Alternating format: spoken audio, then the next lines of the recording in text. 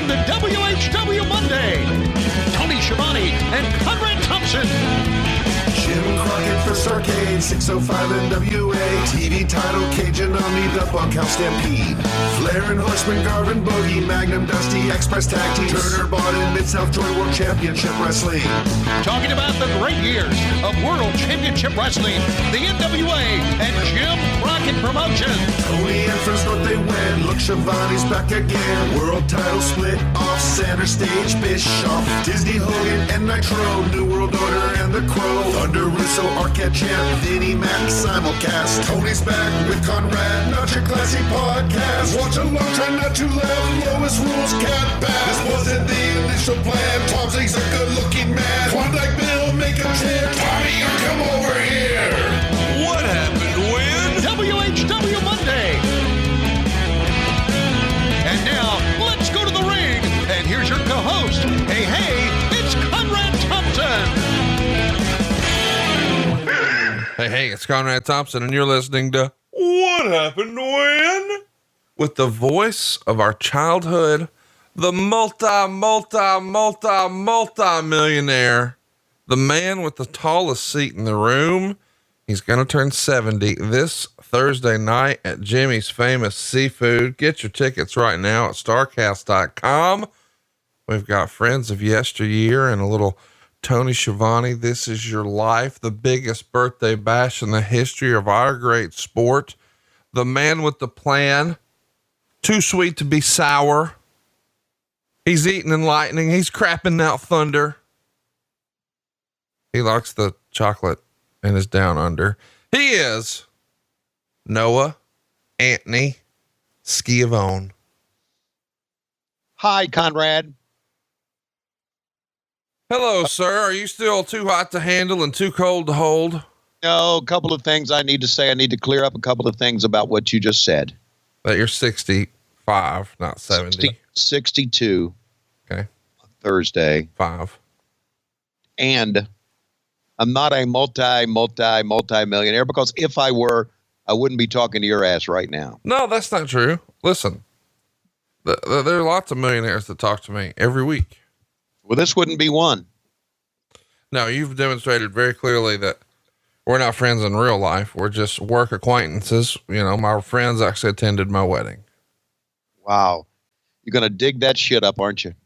Well, here's the deal. You know, years ago, I got my ex-wife a plunger for Christmas, and I wrapped it up just like a plunger. So there was no doubt as it was under the tree what she it was. And so she said, "What is this?" And she opened it up and said, what is this? Why are you giving this to me? And I said, well, I know how much you like bringing up old shit. That's pretty cool. Thank you. I like that. You're welcome. And you know what? I'm excited that we are going to be bringing up old shit today. It's November to remember 1999, all up in that ass.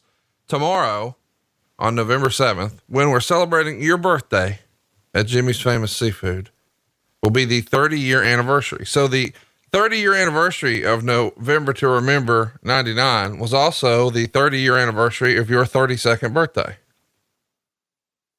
Okay. I agree with that math, I guess. No, I'm kidding. It was 20 years. I was hoping you would correct me, but you didn't. You just let me roll. Yeah, I did. Because you're the fucking man. Well, I thought it would be funny to insinuate that in 99, you were only 32, which is pretty hysterical, which would have meant when you were on TV with Dusty, you were a teenager. That's right. I was very young. Hey, I do need to say something here. It's a little, I was going to bring this up to you before we started taping, but since we're already taping, I thought I would just bring it up now. Oh, no. No, you'll like this, I think. Okay. For our fans on Patreon, who listen to one of our bonus podcasts. Oh, my God. They got a real treat, did they not? Yeah, they did. Well, I have emailed him, Austin, I'm talking about, because when I recorded with Austin, after I finished, my head was spinning because he was unbelievable, wasn't he? I mean, he is an all-timer. Yes, he is. So I sent him an email, and I said, Austin, you're one funny motherfucker, would you like to be with us on another podcast? And he emailed me back. I'm ready for this. It's kind of short, but it's all Austin. All right. And Austin said this: Tony, I usually don't mix business and pleasure, but I'll make an exception here. You know where to find me. I think we're about to have a new cast of characters here on the show, because between Austin and I do think there are a few other slapdicks who listen to the show that, if given the opportunity, they could really prove their worth as part of our whack pack. And now that Dave Silva has relocated, he's come to Alabama with a banjo on his knee, and we've got Cassio Kid, I think we might be onto something. You and I might have to dabble with, at some point, once football season's behind you, we may need to do like an old school call-in style one-off special and really embrace the whack pack. Yeah, I think so. I think so. Austin, apparently, if you listen, and you can only get this stuff on Patreon right now, but Austin, if you listen to that podcast, apparently he and I were having different conversations. No, it's tremendous. It's the funniest thing that's happened on Patreon in a while, because it's so unexpected. Like, people know if it's you or it's you and Dave Silva or what, there's going to be some shenanigans. Right. But when it's a listener, a low key big hog, if you will, we don't expect that. And man, he put on a performance that, well, you're still talking about. I mean, just last night as we're taping this, and this is nearly a week later, I was with Cassio when he forwarded it to him, because it was still just all over you. You just love it. Oh yeah. I drove back from Jacksonville, Florida to Atlanta after the Georgia-Florida game, and I listened to it like 3 times. Just his part, thinking, this is, we've really come across something here. So, well, check it out if you haven't already. It's patreon.com/WHW Monday. It's what all the cool kids are doing. And we're excited that you're one of the cool kids joining us here for November to Remember 1999. But, well, without further ado, why don't we get your, very disappointed, unsatisfied, grumpy cat wife here.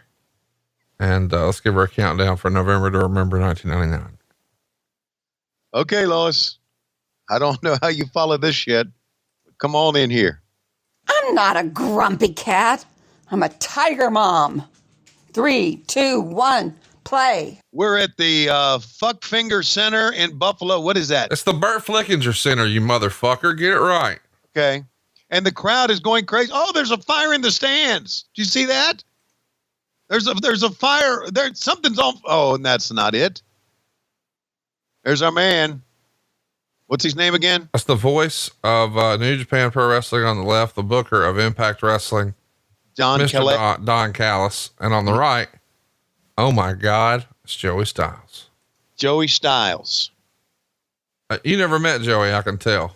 No, I met Joey. I met Joey a couple times. Well, why don't you remember his name? You say it like you're surprised every time. Every time you say his name, there's a goddamn question mark at the end. I'm trying to be fucking funny, motherfucker. Well, would you play along here? No, put some respect on his name. You talk about Joey Styles, you put some respect on his name.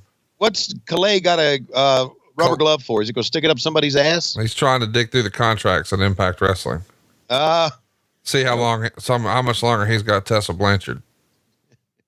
Hey, what do you think about the rumor and innuendo that they're going to put the big belt on Tessa?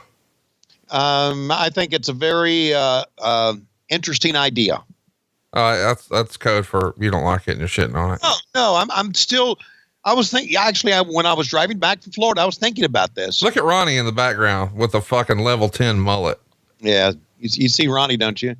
You know where Ronnie is these days, don't you? Yeah, hanging around opening doors for Cody Rhodes limousines. Yeah, on which I, as you probably know, ride in on a regular basis. Yeah.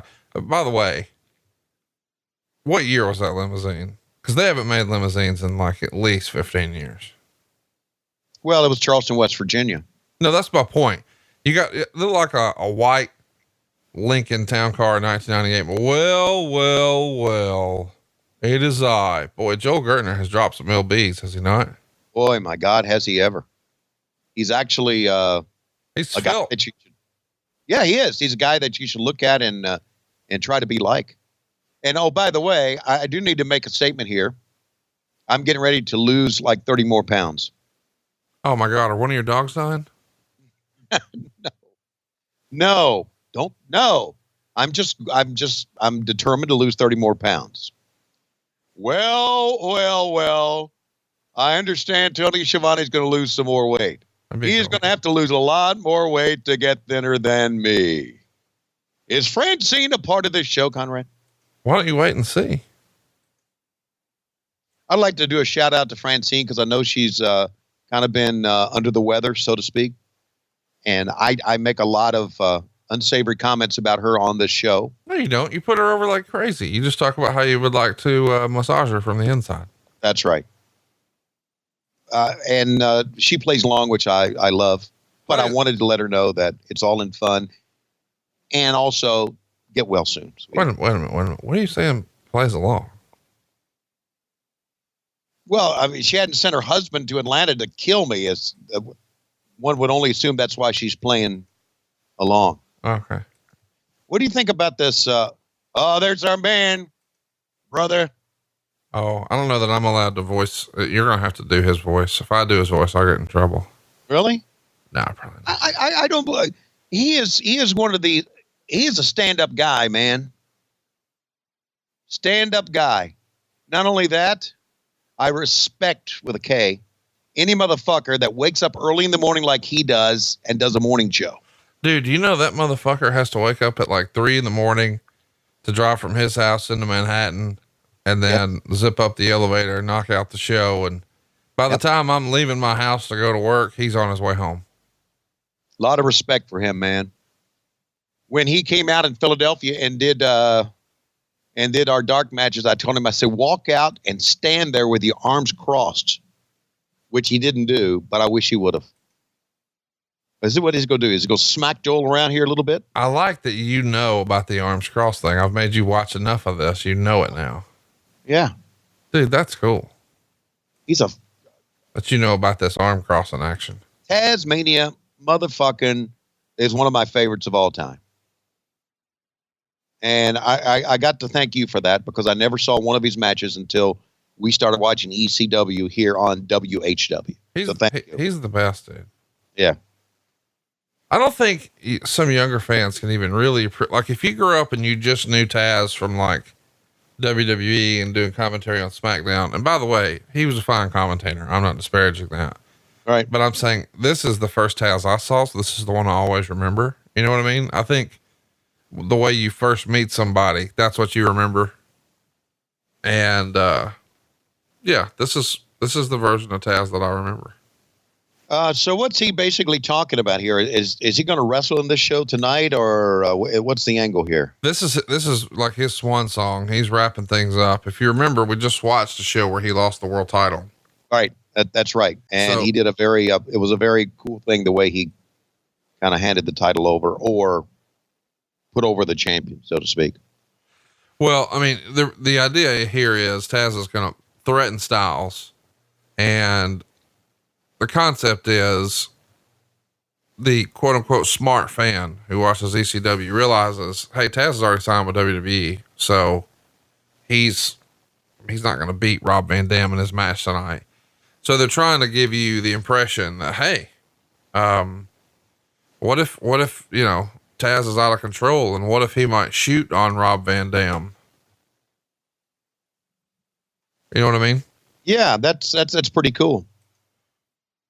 Because all the fans at this point know Taz is going to the WWF. I mean, he just dropped the belt and he's on his way out and the locker room emptied out and clapped for him and blah, blah, blah. Well, then they should have really done a swerve and put him over Rob Van Dam. Well, maybe you should start your own wrestling promotion. You can do it that way. Well, you love to shit on my ideas, don't you? No, I'm just saying if I would say that, that's what you would say. Love to shit on my ideas. No, I love your ideas, but I mean, usually your ideas involve Francine's, as you say, boobs. Boobs. How many O's do you put in boobs when you say them about Francine?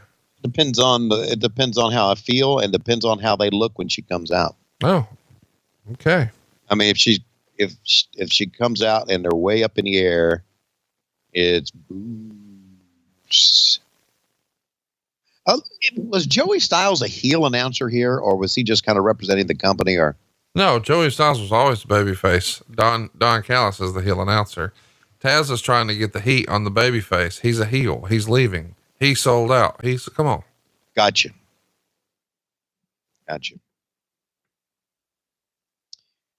This is pretty cool in many ways, but don't you think it's kind of long to begin a pay-per-view with? Okay. You agree with me? I didn't say that no, they're trying to establish that tonight, something that you might not expect to happen happens. They're trying to get Taz the right kind of heat. You see in the background, Taz fears Y2J because everybody knows he's leaving. There's Right. another sign over there. I can't see it, but I think it probably says it does. Thank you, Taz. So everybody Taz knows he's leaving, you know? Yeah, Taz fears Foley. I've seen that sign. So, yeah. So if they can try to convince you that no, he's not leaving and he might win. Yeah. Do it. Let's go. Don Callis is going to take that glove and do a proctology test on him or something. He's going to check him for ticks. All right. Joel Gertner is alone in the ring with Taz. Yeah, so at this point, Joel Gertner's a babyface. Fucking Taz is Intense, man. Yeah, he's fucking real, man. By the way, he's like this today. Yeah, I know. 2019. He wakes up fucking mad. When I first met him at StarCast, when we were in Las Vegas, that's the first time I met him. Yeah. He said, "Come over here. I need to talk to you for a second." Fuck, and I snapped too, man. You got it, buddy. Whatever you need. Hey, do you think that, here's a shameless AEW plug, but I'm going to do that. This didn't take long. Note the time, folks. We're about 20 minutes in and here we go. Don't you think the fan base, which was a rabid fan base for ECW, is kind of like what our fan base is now today? Oh, there you go. There you go. Ugh, choke him out. Rear naked choke. Rear naked choke. Sleeper. Stick that microphone up his ass. Up his ass. Well, that's kind of that would have been the cherry on top of the sundae right there. What do you think's in his fanny pack? Who's Rob Van Dam's fanny pack? No, Taz's fanny pack. Taz's fanny pack.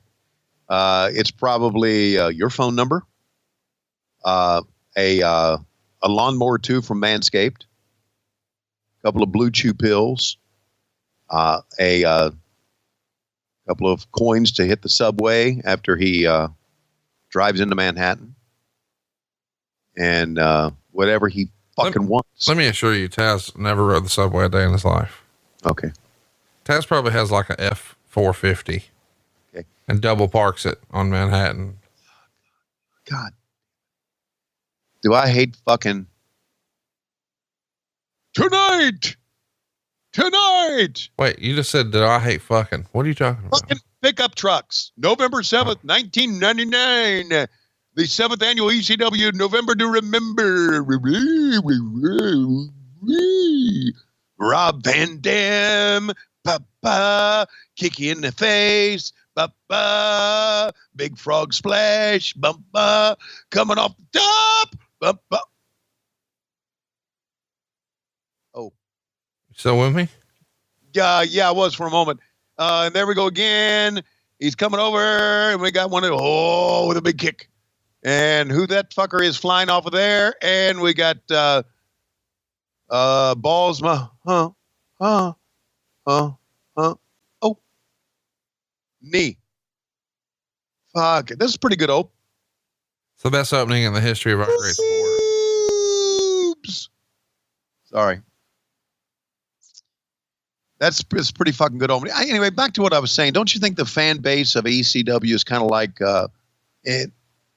They're all different. I get it. But the fan base for AEW is pretty rabid as well.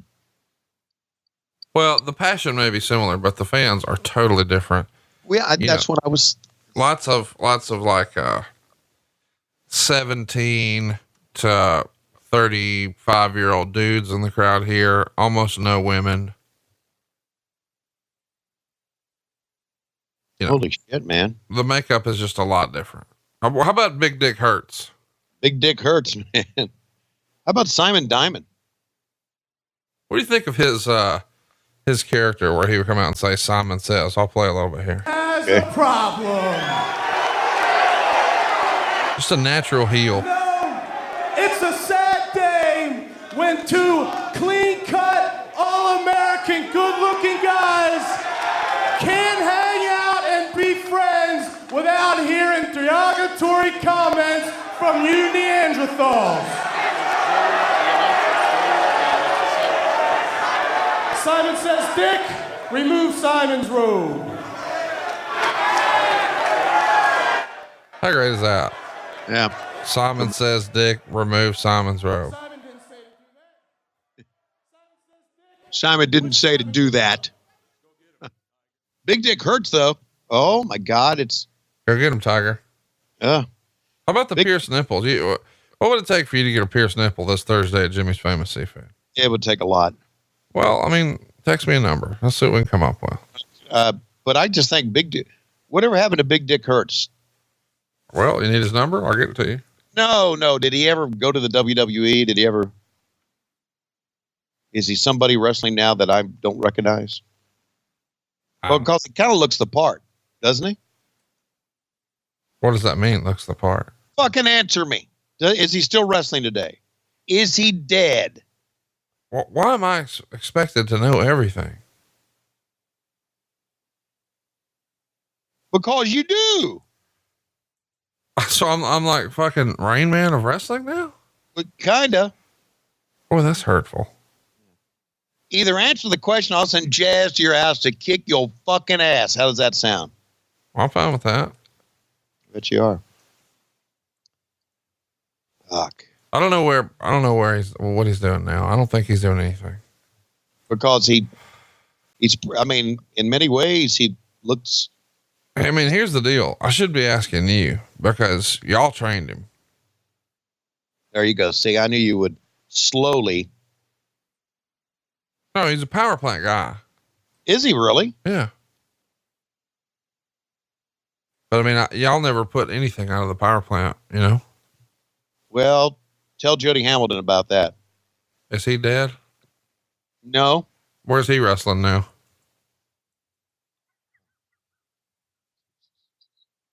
I'm not going to get anything out of you today.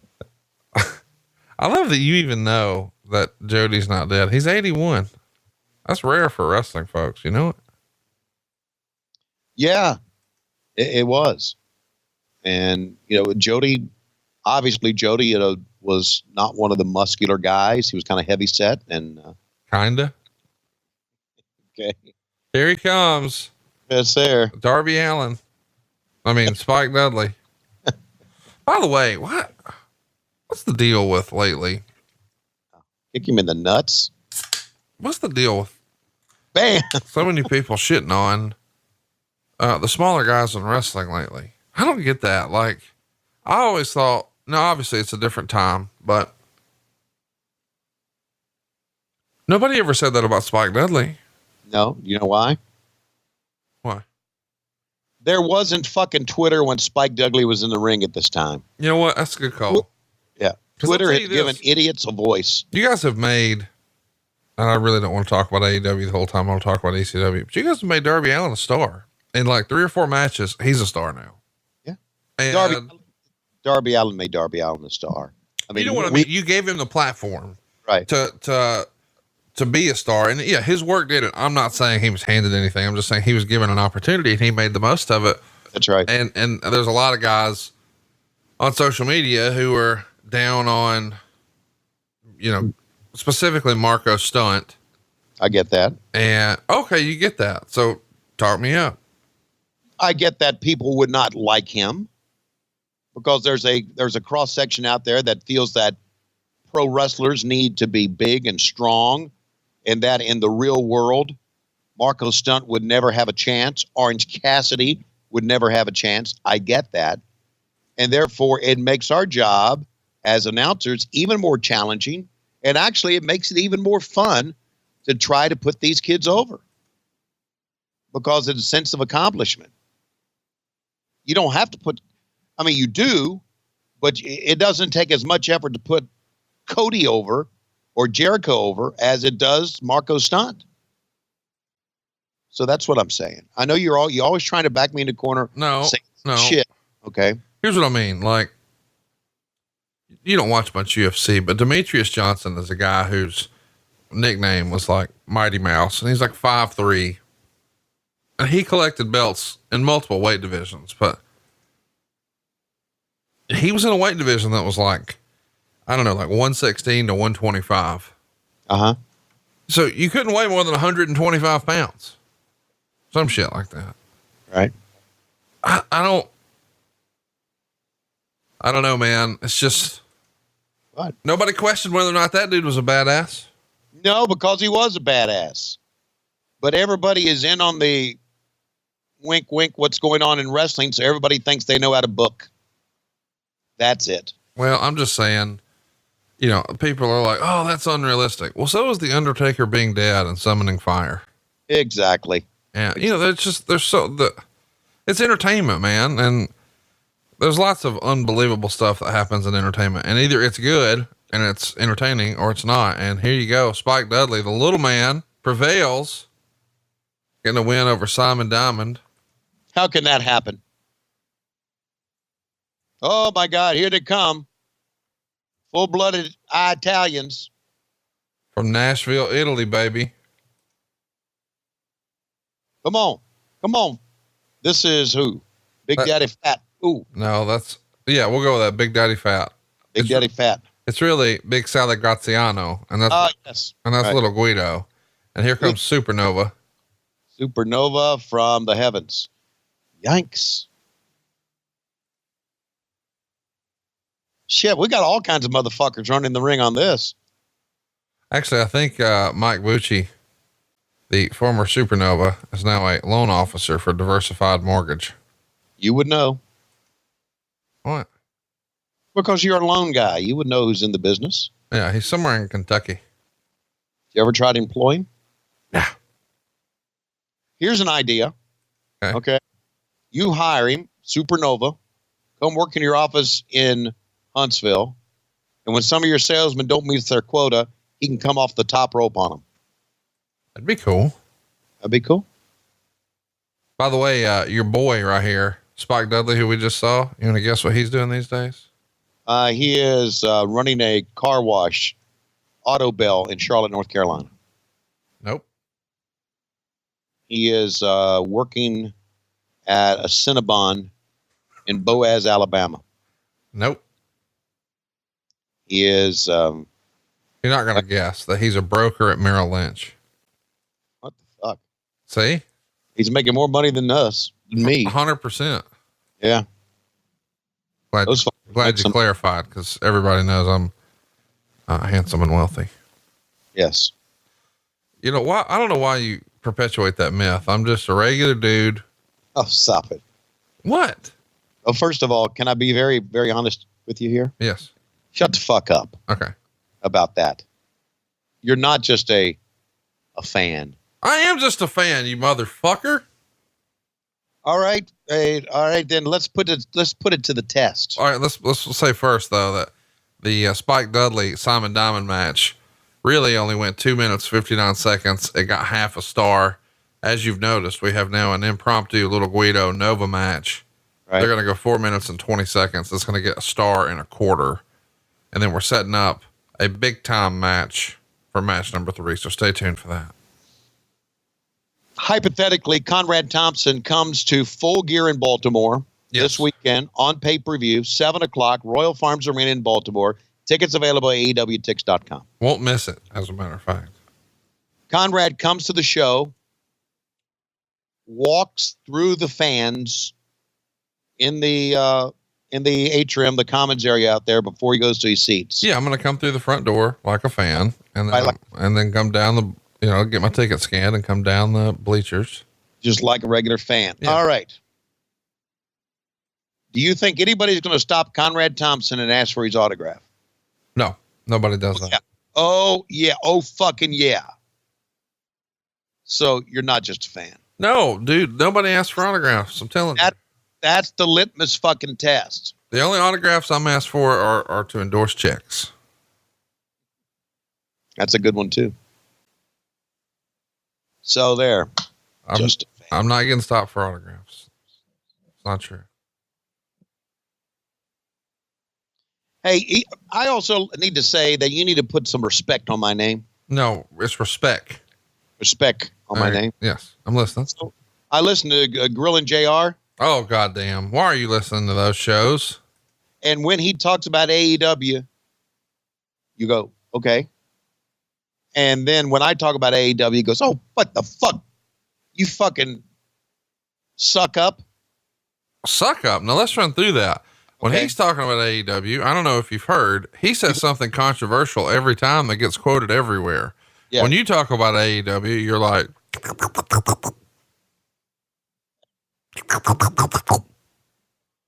and if you're going to have some interesting, riveting content, then people will listen for it. But if it's just, oh, I just love everything and everyone, when meanwhile, the rest of the show, you're fuck everybody. It's just inconsistent with our brand.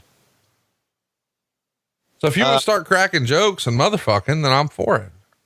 Well, basically, do I need to say this? Whoa, there's a 1, 2, 3. We got a winner. Do I need to say this? Can I, something on fire back there? Is somebody else going to run out now? Did you say far? Yeah. Something's on fire. Hey, by the way, I've made an executive decision this week. Okay. You're not going to like this one. We didn't talk about this off air at all. Oh boy. I hate those. There's going to be a third member run in on the show today. There is? Yeah, there'll be a third voice on the show today. Oh, by the way, that is Taz's cousin, one of the graduates of the House of Hardcore, Chris Chetty. Chris Chetty? Yeah. Chetty Machete? Chetti.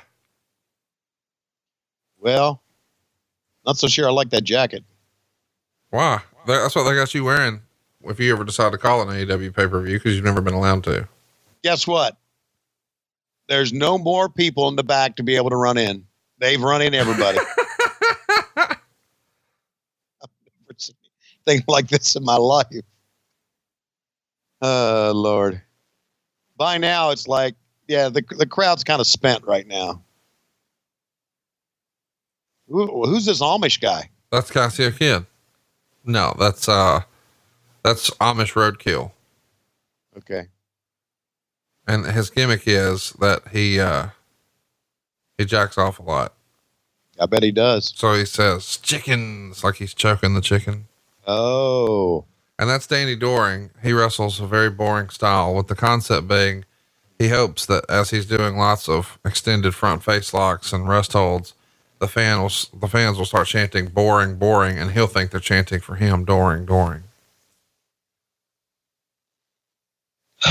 Well, it's one of these matches where you need a fucking scorecard. All right, we go up to the announced position. No, that's just ECWWrestling.com.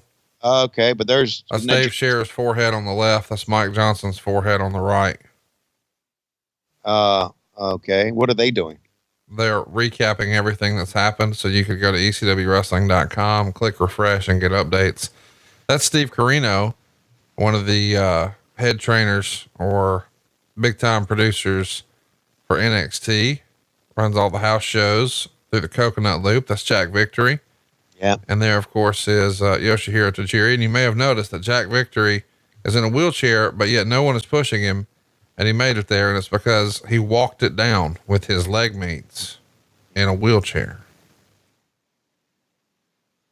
Couldn't do that today. I really wish I didn't have to say this, but I'm an advocate for Steve Corino wearing cups in the future. Yeah. I agree. Jesus criminy.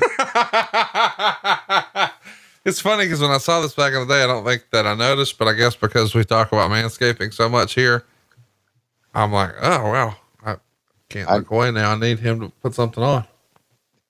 Manscaping wouldn't help that. Maybe he's going to gig it later. He's hardcore. He's hardcore. Oh, Toshihiro Tajiri. Let me ask this. Okay. When you call a match with the Joshi in AEW one day, Yeah. are you going to use that voice? No, of course I'm not. That is only if you subscribe to What Happened When. Which, by the way, can I say this now? I wish you would. Now on Westwood One. How about that? Are you excited? Oh, my God. Am I ever? Thanks to the good people of Westwood One for allowing me to be a part of this, to have confidence in me. Thanks to Conrad Thompson for working this deal. It's a big deal, man. It's been a great, and we're getting ready now in a couple of months to start our fourth season. Can you believe it? And now on Westwood One. So it does mean a lot. You know, we joke a lot here and say a lot of things. And you always say bad things about me. And Really? yeah, but it's really a big deal.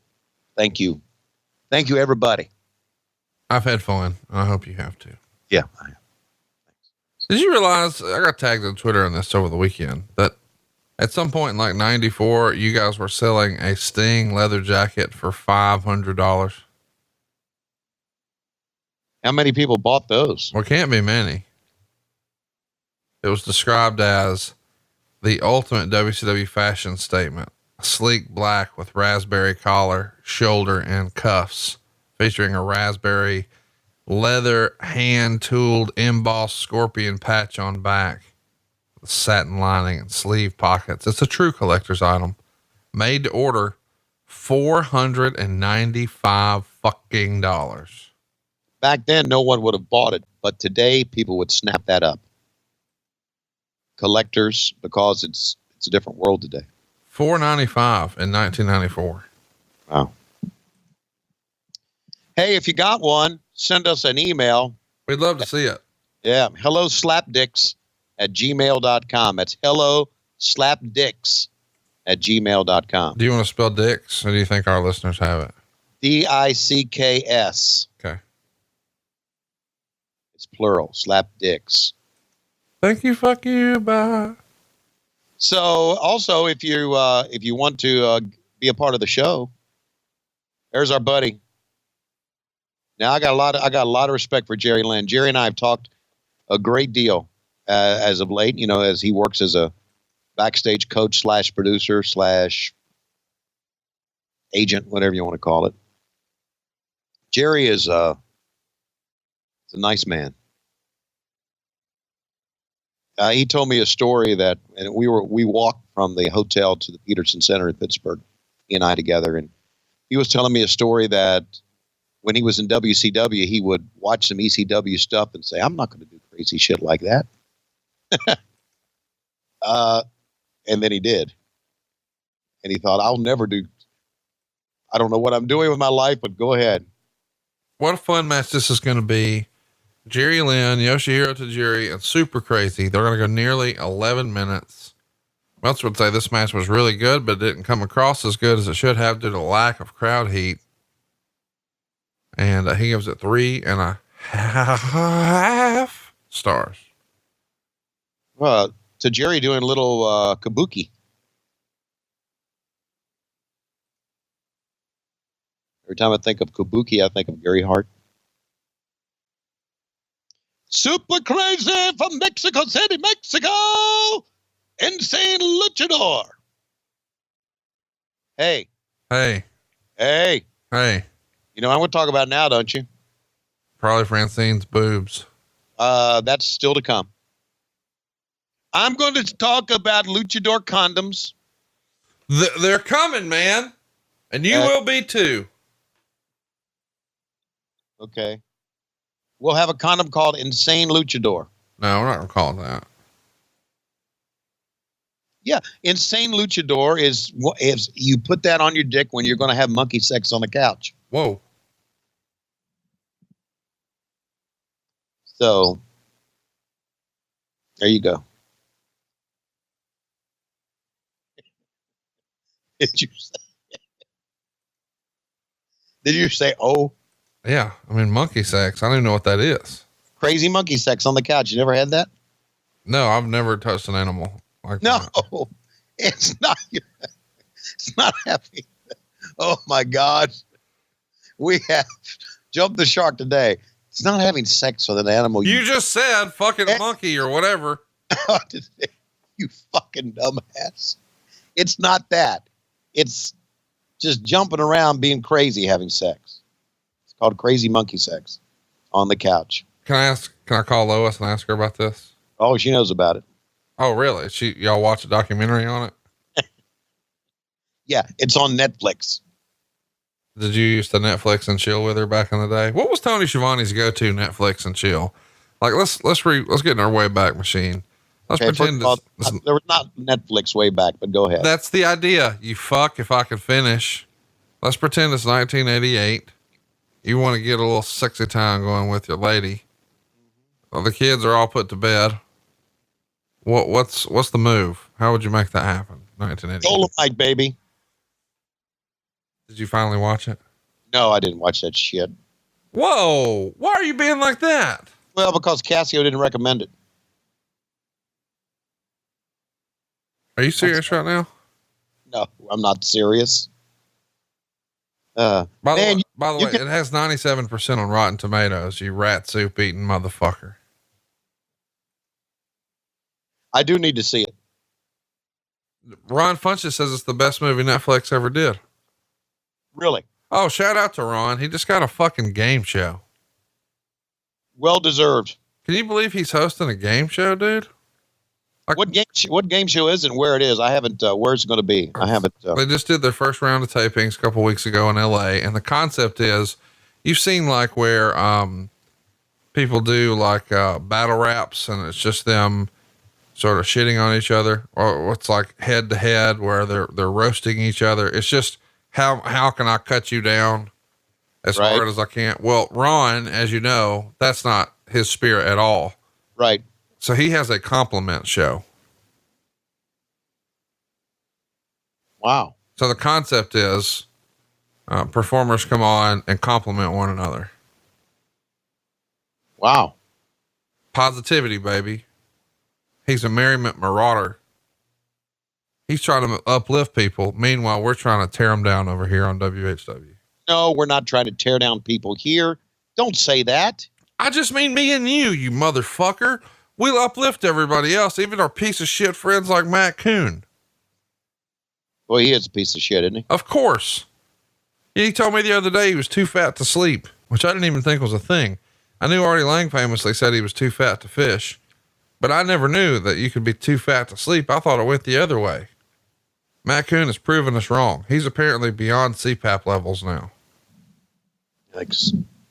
And I asked him what he thought the culprit was, and he said it was fried bologna and mayonnaise. Hey, don't you sully the good goddamn name of fried bologna, motherfucker, again. I went to the Big Spring. Have you ever tried fried bologna? No. I'm never gonna. You know what else I've never tried doing? What? Sucking a dick. Just know it ain't for me. Look at this. Are you ready? Yeah. He's super crazy. He is fucking super crazy. Who is? That guy in the crowd? That's super crazy. Oh, I thought you said he was fucking super. You were talking about a guy. Oh, I got it. You thought I was meant literally. Well, I mean, earlier you talked about having sex with animals on your couch or something. I did not. And I was, I you feel thought bad I was for your using the word dogs. fuck as a verb, and I was using it as an adjective. Got it. What is with all you WCW guys? Look at the adjective. I'm not a WCW guy. I'm an AEW guy. Get it straight. By the way, how cool was it to see you? I mean, I guess you didn't get to see you because you were there. As a wrestling fan, it was pretty cool that you and Cody paid homage to Mean Gene and Flair, Starrcade 93 with that shot the other day. And I still hate Chris Jericho. Motherfucker. While we're at it, I hate MJF too. Yeah, that was all Cody. He paid homage to Mean Gene. Cody remembers the past. He really does. And I think that's important. I mean, God, he's got JR and me there, right? That's remembering the past. So, and the story that I told, about Dusty. Yeah, you've told that story here on the show before. Yeah, it's a real story. Yeah. Just the face that Cody made at you while you were telling the story was the best part. Oh, really? Yeah. You could tell he wanted you to just shut the fuck up so desperately. You're not worth the fuck. You're not worth a fuck. You know, give everybody the time code here. Okay. My time code is 3747-8950. We've had a little hiccup on our connection here, so that's why we wanted to get the time codes right and make sure that you are watching along with us. There's a little bit of you, as you may imagined, being a follower of What Happened When, there's a little bit of a difference what we do because we try to sync up with the video, and we always don't sync up exactly right. And we try to make it to where you don't really have to watch along to enjoy the show, but it's just two guys watching wrestling together. Two very good friends like me and Conrad. Wait a minute. I'm your friend now? You told me the other day Cassie was your friend. I was not. No. Well, I could have more than one friend, can't I? I don't know. I'm not your wife, but I'll tell you this. If you're still having sex with animals, I don't want to be your friend. I'm not having, it's called crazy monkey sex. Well, you're admitting to it every time. Well, listen, I guess if we're going to do it, let's just do it. If you want to see, Tony have sex with animals, come to Nashville. Oh, Jesus and do Christ. it on November 13th, right after AEW, as long as he's not arrested for doing it in downtown Nashville. We'll get him a few blocks up the road at Zanies. Supershowlive.com is where Tony is supposed to be. I know that JR and I will be there as well as some superstars from AEW, but yeah, pick up your tickets now. Supershowlive.com. They're just 30 something bucks. You'll hear a whole bunch of stories you can't hear on the show, all about sex, drugs, and rock and roll. Right. And by the way, even though you have a shirt that says NFLTG, when fans get to hear Jim Ross with a couple Moscow mules in them, they'll really know what the definition of no fucks left to give really is. Absolutely. I've got Lois on the line. Can you hear Lois here? Lois? Yeah, I can hear you. I can hear you. Can you hear Conrad? Yeah. Yeah. All right, Lois. I want to clarify something with you and with this motherfucker I'm talking on the other end, Conrad. What? When we talk about crazy monkey sex on the couch. Yeah. We're not talking about having sex with animals. See, he's an idiot on this end. What are you laughing about? Well, we don't have crazy monkey sex on the couch. Boom. Hallway. It's called what? Hallway sex. Oh yeah, they know that joke. I've told it here on the air. Well, it's true. That's what we have. Okay. We don't have monkeys. Boom. All right, Lois, thanks for helping out. Did that help, or did I set you up for something else? No, you help. Thanks a lot, sweetheart. We'll have sex later on the night. Thank you. In your dream. All right, we'll see you. So she agrees with me. I can't even get my wife of 38 years to side with me. Well, why would she, dude? Nobody's going to endorse you fucking animals. That's probably illegal. I'm going to look that up. Is it legal? No, it's not legal. I do not endorse it. No. Georgia. We're talking about bestiality here. So no. All right, here it is. In addition, Georgia has a law against those who commit the offense of bestiality. Oh, you already knew the word for that. And a person convicted of the offense will face a prison sentence between 1 to 5 years For more on Georgia code regarding animals, click here. Should I click more, or do you know enough now to not do it? I want to go back to the match. You misguided motherfucker, you. Why are you cussing at me when I'm trying to keep you out of prison? Tajiri. Oh, pick him up. F5. Oh, cutter. DDT. Oh, tope suicido. Oh, 2 count. I gotta ask you this. Okay. I just can't help myself. I went to Google and I typed in, is it legal in Georgia? And then it gives me suggestions. Do you want to hear the suggestions? Yeah. Is it legal in Georgia to record a conversation? Is it legal in Georgia to ride in the back of a truck? Is weed legal in Georgia? Is hemp legal in Georgia? Is THC legal in Georgia? Is weed legal in Georgia, USA? Is it legal to gamble in Georgia? You guys are some fucking degenerates. Now let's see what it is for Alabama. Legal to marry your sister. Dude. Here you go. You ready? Yeah. Is it legal in Alabama to record a conversation? Is it legal in Alabama to marry your cousin? Is it legal in Alabama to marry your sister? Is it legal to gamble in Alabama? Is DraftKings legal in Alabama? Is FanDuel legal in Alabama? Is Bovada legal in Alabama? Is moonshine legal in Alabama? Is weed legal in Alabama? So here's the deal. You got a bunch of dope fiends over in Georgia, and we got a bunch of drinking, gambling cousin fuckers over here. That about sums it up, wouldn't you think? Is it legal in Texas to ride in the bed of a truck? Is it legal in Texas to carry a sword? Is it legal in Texas to carry a gun? Is it legal in Texas to carry a knife? Is it legal in Texas to not pay overtime? Is it legal in Texas to carry brass knuckles? Is it legal in Texas to carry a gun without a license? Is it legal in Texas to ride in the back of a truck? Is it legal in Texas to record a conversation? That's the 10th one. Is it legal in Texas to carry a taser? What is going on in Texas? They want to fuck you up is what they want to do. Dude, that is unbelievable. Why is that so funny to me? Oh my God. The first suggestion for California. Do you want to guess what it is? Is it legal to be a Republican? I mean, most of the time, as you've heard, it's record a conversation. Here it is. Number 1. Is it legal in California to have a pet monkey? And then carry a knife, grow hemp, record a conversation, shoot an intruder, motorcycles to split lanes. It's hilarious. Oh God. What a world we live in. Yeah. What a fucking world we live in. Oh my gosh.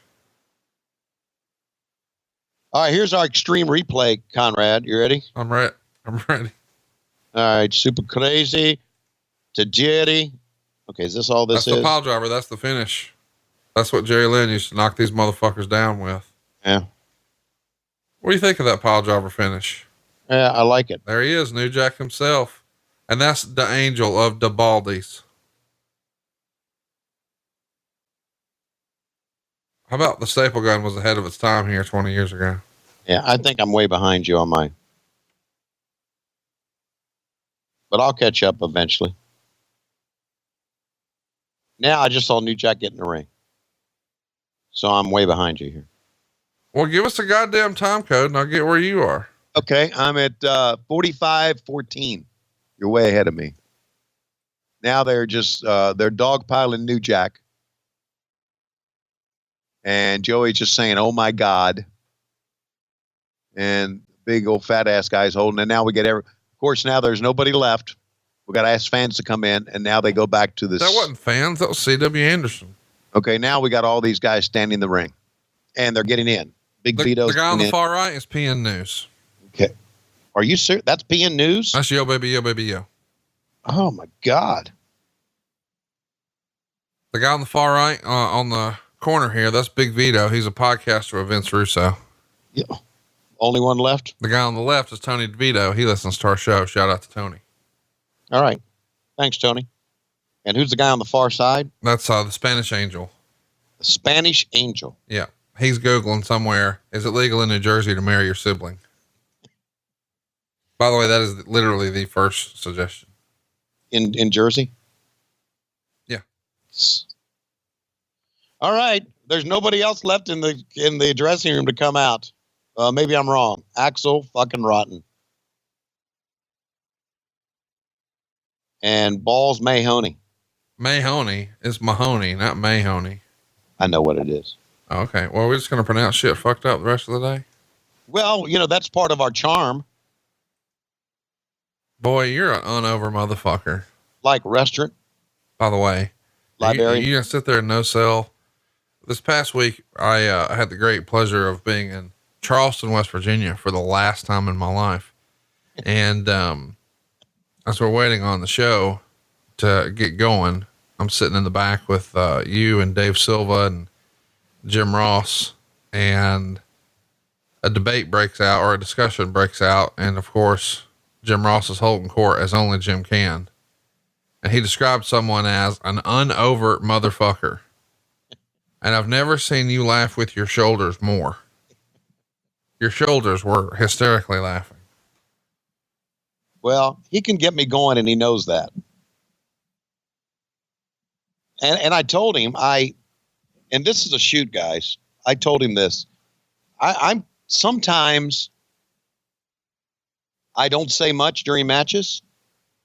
It's because I'm listening to him and I'm enjoying what he is saying and how he's doing it.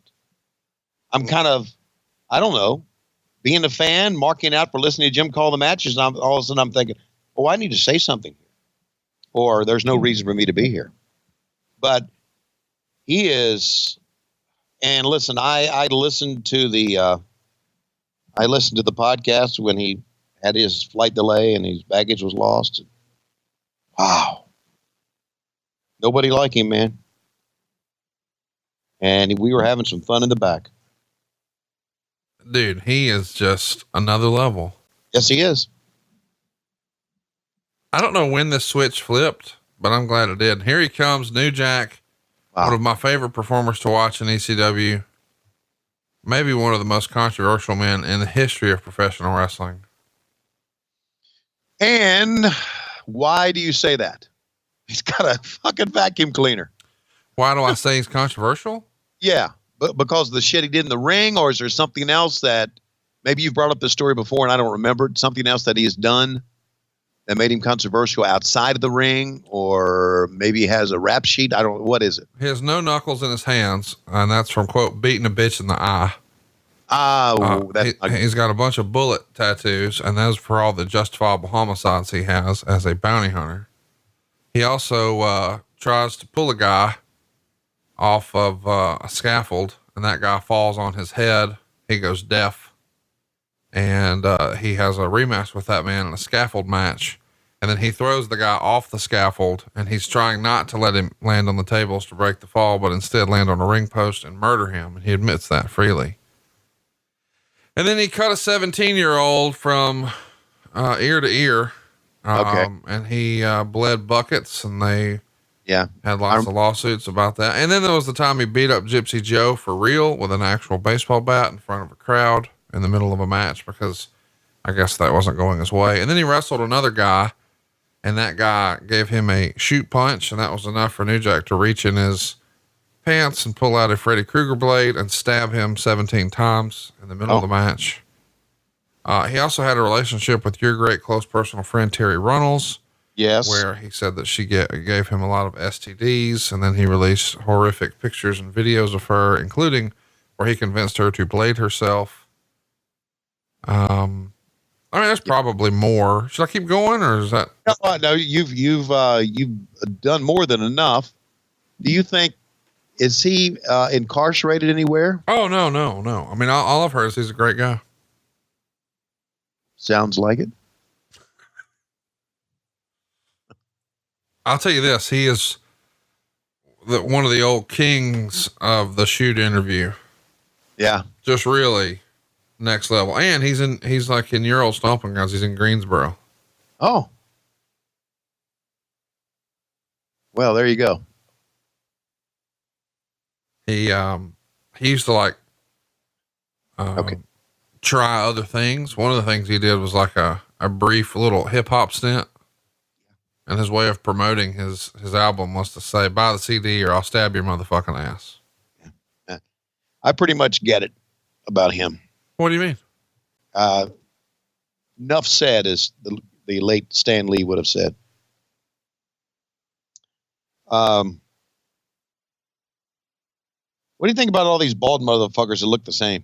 Their name is the Baldies. Okay. That's their team name. They couldn't have a lot of hair with a team name like the Baldies. I get it. Okay, I get it. They all kind of look the same. There's no uniqueness about them. There's a big spot in this I think you're going to like. Okay. Was that it right there? No. You'll know it when you see it. You don't have to ask. All right. By the way, see those ECW letters in the background? Yeah, you got those? Yep. They're in the warehouse. Trying to trade them to WWE. I still got a WCW thing for you. No, you don't. You've also got a 6-man tag belt. I'm never going to see any of this stuff. That's what you do. See, when I say I'm going to do something to Tony Schiavone, that happens. When Tony Schiavone says he's going to do something for me, go fuck yourself. You're awfully bitter today, and I don't get it. Maybe it's because we're watching ECW, or have you just taped a segment of Grillin' JR and he's got you all surly as well? I don't know. What did I say that wasn't true, Anthony? Hey, let me ask you a question. How's Eric doing? Okay. He's great. Well, he's got food poisoning, but he's great. Oh, good. Good for him. He discovered food delivery services. You know, they didn't have that in Wyoming. He had to cook his own food. There were no restaurants or bars. Right. So, by the way, notice what's happening here. Are you seeing what's happening here? Yes, I am. Describe what you're seeing. He's walking up a ladder. Who's he? Who? Okay. And what do you think is behind that November to Remember banner? I don't know what's behind it, but it rhymes with basketball goal. Oh, it's a basketball goal. And he is going to go on top of the basketball goal, which obviously is 10 feet. Fuck. Oh, motherfucker. Let me ask you this question about New Jack. In his advanced age now, which obviously it's 30 years ago. 20, right? But whatever. 20 years ago, whatever. Is he all banged up? I mean, he's got to be. He's got to be. Yeah. Mm-hmm. He's got to be to the point to where he maybe can't get around. Does anybody reach out to him? Does anybody know what? I mean, he lives in Greensboro. Yeah, he pops up every now and again. Yeah. Instead of meet and greets, he's got like stab and eats. I would think that would be right. Yeah, I thought about booking him for a Starcast for an eat and greet, and then I was like, we can't let him near the cutlery. No, you're right. It's funny because I was at one of the ECW arena shows I was at. He stabbed a motherfucker with a fork, and the fork was wrapped up with tape, but you could see the fork at the end, but like the handle was wrapped with tape, and it fell right in front of my seat, me and my buddy, and it's soaked in blood now. The red tape. I mean, the white tape is now red from blood. And he's like, "Oh man, you want that?" And I was like, "No, that's all yours, buddy." Man, that's an ultimate New Jack collectible. I'm like, well, you can have it. Did you know that when you do that, when you stab somebody in the head with a fork like that, they take a flat back? I need you to try that at dinner tonight with Matt or Chris. No, I'm going to pass. Staple gun spot. This must have been the initiation to be on Russo's podcast network. Bam. Staple in the head? Yeah. All right. Fuck. That's a New Jack original. He would put a little baby powder inside the guitar so it made a big puff. I thought that was really a nice touch. That was pretty innovative. And I think it's kind of what everybody did after that, right? I think he may have been the first guy to do it though. Right. I'm saying he kind of set the standard after that. Everybody said, "Hey, that works, so we'll do it." Do you think he used to just put baby powder on his nuts? Do you think New Jack was like a look? Because we know he's handy with a razor. Yeah. Do you think he was like just a low key manscape? I'm going to say that I'm afraid to comment about him. Oh, you think he's going to come stab you or whatever? You never know. You've told me some crazy shit that he's done as we take a look at him off the top. I love the way they used to shoot these where it was like at an angle, sort of like 1960s Batman. Right. make it look askew as excuse. All right. I want to say something here. Right, before you do, who would have thought out of this ring, New Jack, Balls Mahoney, and Axel, that New Jack will be the last one to survive? I know. My God. Well, one thing you can say, if you're known to cut somebody, the people stay away from you. By the way, that match got 1 star. Yeah. Meltzer would say, he also smashed a vacuum cleaner on Angel's groin, allowing Joey Styles to say how that sucks. The match was built for one spot where New Jack would come off the top of a basketball backboard onto Angel through a table. It was probably a 12-foot drop to the table, exaggerated to 20 on the broadcast. They got in the ring and New Jack stapled LaGrasso, but Angel hit him from behind with a guitar and pinned him. Angel looks to have some charisma. 1 star. I agree with that 1 star. Let me tell you why. It was just too much. I think there is a, and I don't know what that line is that you cross over where it's like too much. And I think that was it, to the point to where the fucking match didn't mean anything. We're just, okay, he jumped off the top of a basketball goal 15 feet in the air, or 20. And what do you do after that? Really? A guitar shot to the head wins it? I just think it was too much. To me, it got fucking crazy. Make any sense to you? Sure. Why'd you say it like that? I think it's a valid point. Okay. I know you better than that. You guys have had the most ridiculous hardcore matches ever in AEW in the last, Yeah, but we didn't. Come on. We didn't do that. You had Joey Janela barefoot walking around thumbtacks. You put a guy through a glass coffee table. Just 2 weeks ago, you had Jimmy Havoc take a power bomb on 2 folding chairs sideways. Mm-hmm. That was some good shit, wasn't it? That was way worse than. Oh no, it was not. It was too much. This match was just out of control to the point to where, okay, here's the point. Too many people. Boy, Too many people. Just say, I can't say anything negative about AEW, but I don't like this. So but hang on. Here comes, if we got to put over Francine, we got to put over my baby. Here she comes. Yes, sir, man. By the way, you would have loved Chris Candido. He's no longer with us. He died from a bullshit blood clot, but he was way too young.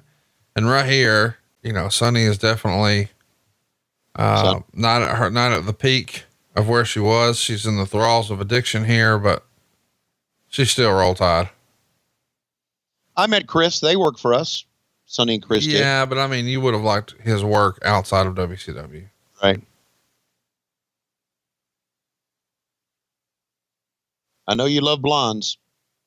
And buddy, she is blonde and beautiful.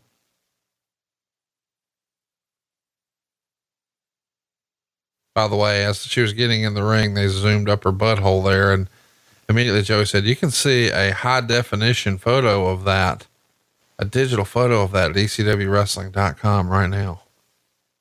Whoa.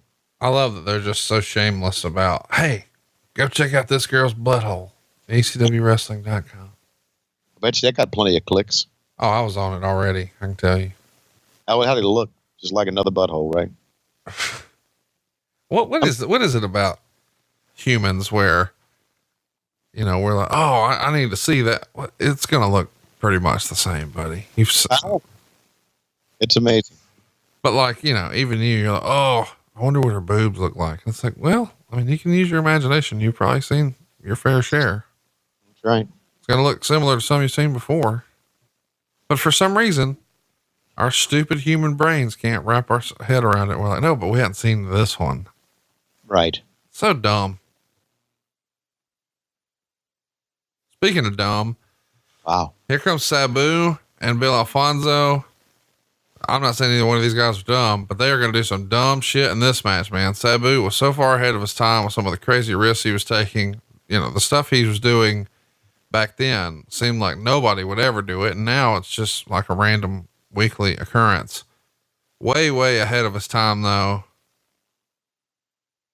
And then the violence, as you see from his body, Yes. just covered in scars. The epitome of ECW, an ECW original through and through. Give me an update on what he's doing now. He's still wrestling, making appearances. Are you serious? Yeah, he was not a guy. He was a lot like a Terry Funk type character where he never had an extended run with one of the major companies. He just sort of floated in and out here and there, but those were never, big money opportunities. Whenever a big money opportunity came along, it was short lived. He never had like the $600,000 years. And these days that's not a big year, but in those days that would have been considered a very big year. And he never got anywhere close to that. And it's probably a shame when you think about it, because there was so much innovation from him, and he's still having to, get out there and hack it every week. Wow. Well, he worked for us for just a short period of time. Yeah, but you guys were probably paying him based on 75 or 1.25 or something like that. Right. Yeah, I'm sure we weren't paying him much.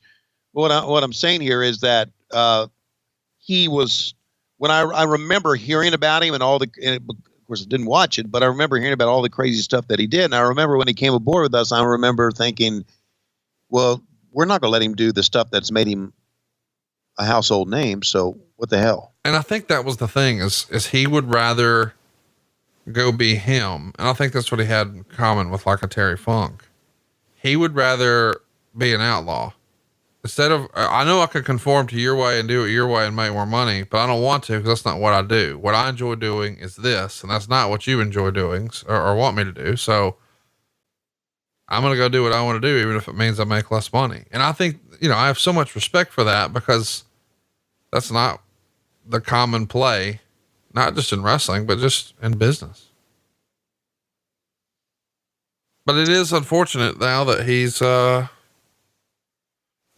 maybe not recognized as much as he should, and certainly not, financially set the way he should be. Right.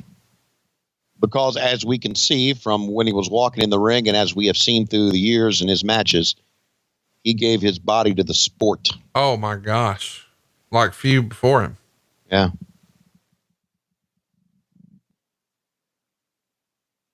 So tell us about this match. What, this match has the potential to have a lot of stars in it. Yeah, you're exactly right. 3 stars. They're going to get a lot of time too. 17 minutes and 42 seconds. Before the match, what you saw in the promo was Bill Alfonso doing an out of character promo with a somber Sabu, where they dedicated the match to a friend named Tico who had just died. Apparently the friend died 2 weeks back, but Sabu was dedicating the match to him. Meltzer would say it was really sad because both guys took all the risk, hit all their spots, and while the match had weaknesses, they worked hard enough to deserve a lot better response than they got. Fans just weren't into it. He would also say, Tammy Sytch, who looks like she's a late 30s housewife who had just woken up and was wearing her daughter's tube top, tried to get the crowd into the match, and they responded by chanting, "Show your tits," as the 2 wrestlers in front of them were risking their bodies by trying to entertain the same fans. Sabu put on a camel clutch, and Candido sold it like it was a T submission into a rope break spot, but nobody in the crowd cared. In fact, at that moment, they were still chanting, "Show your tits" at Sytch. It's unfortunate that, Sunny was a good manager, especially when you look at her WWF work. She got the heat for her team. She was a brat. She did good character work, but this ECW crowd, they want to see girls in thongs, and they want to see boobs, and they want to see blood, and they want to see broken tables and violence. And when Sunny comes out, she serves, instead of adding to the match, she serves as a distraction through no fault of her own. Yeah. There's another adage, or there's another part to this too that I think we need to consider. If they wanted to show her boobs, and this match is not getting the response it should, I think it would be hard to follow a guy jumping off of a basketball goal. No, I'm not arguing that, but in fairness, I think after the basketball thing, we should have had one of the other matches, like the matches we saw up front. Yeah, I agree with that. Like if Little Guido and Nova was right here, that would have been fine. Yeah, I agree with that. Positioning, it's amazing, and I don't know if fans, I'm sure many fans do think about this, but when putting a show together, and I'm not really involved in putting AE Dynamite together, but I am AEW Dark. You have to look at what you have and consider the order. For instance, that Joey Janela match with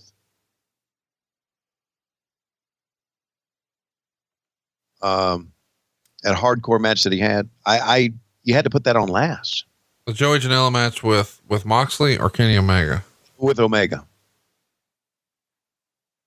You had to put that on last because that had to be the end of your show. Hey, by the way, did you see all the Twitter beef this weekend? No, what, Twitter beef? Man, people were fired up this weekend. Well, what were they fired up about? Well, Jim Cornette and Matt Coon got into it. Oh boy. And then Brian Last, Jim Cornette's co-host, got into it with Joey Janela. Man, just everybody's mad at everybody. And then there was like a Joey Janela pop off with the Revival from WWE, and Cody was like, "Hey, shut up, everybody get along." Cody's right. I don't know. I mean, I guess it could be worse. We could be stranded in Saudi Arabia. I've heard about that too. What I'm curious, because you're disconnected from wrestling, unless Cody tells you don't know what's going on anywhere. In other words, I just don't read the dirt sheets. Well, just you were in the booth calling Georgia, Florida, and you didn't know what's what. Somebody said, here's what I heard. And I think it was you met him once before, Adam Gillespie. You met him in. Yeah. Adam said, "Did you hear they got stuck in Saudi Arabia?" And I went, "No, I didn't. I've got a football game." So what's the upshot of that? What happened? Well, Sabu was over there and he did an Arabian facebuster on the plane.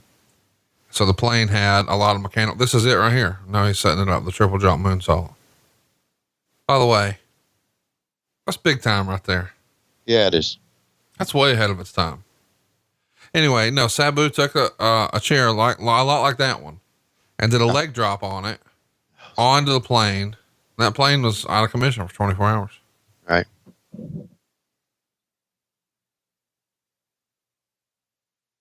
But the result was, SmackDown had its best show ever, or in a while.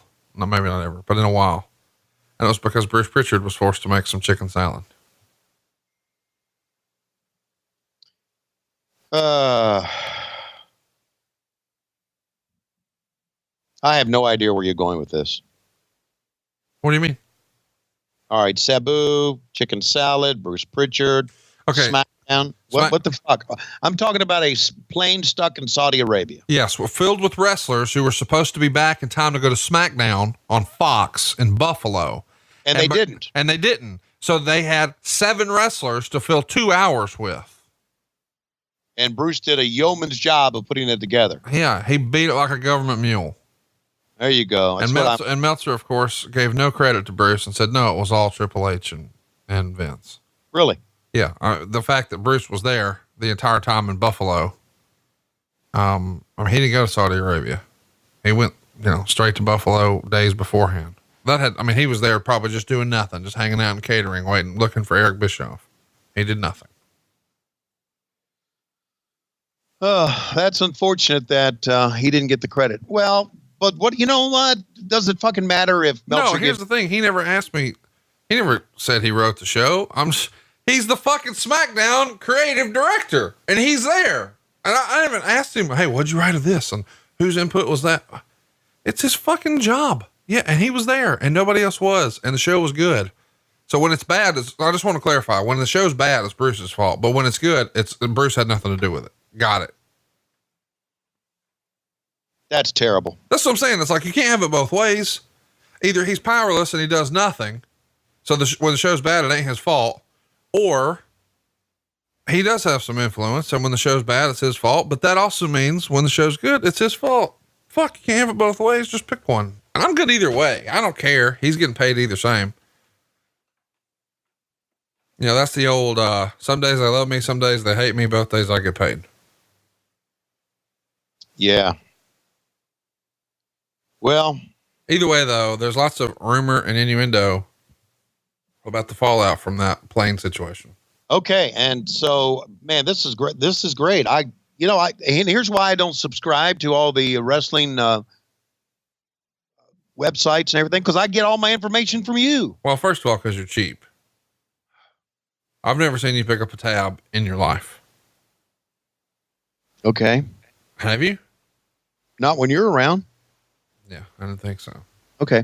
So I'm intrigued here. So tell me about the rumor, innuendo, and fallout from all of this. What's going on? It's good shit. Well, you'll have to. Okay. Suckers got to know. Come on. That's a shirt at lowestrules.com. Suckers got to know about Saudi Arabia. Nah. By the way, those shirts over at lowestrules.com, have you seen the new hot one just in time for Thanksgiving?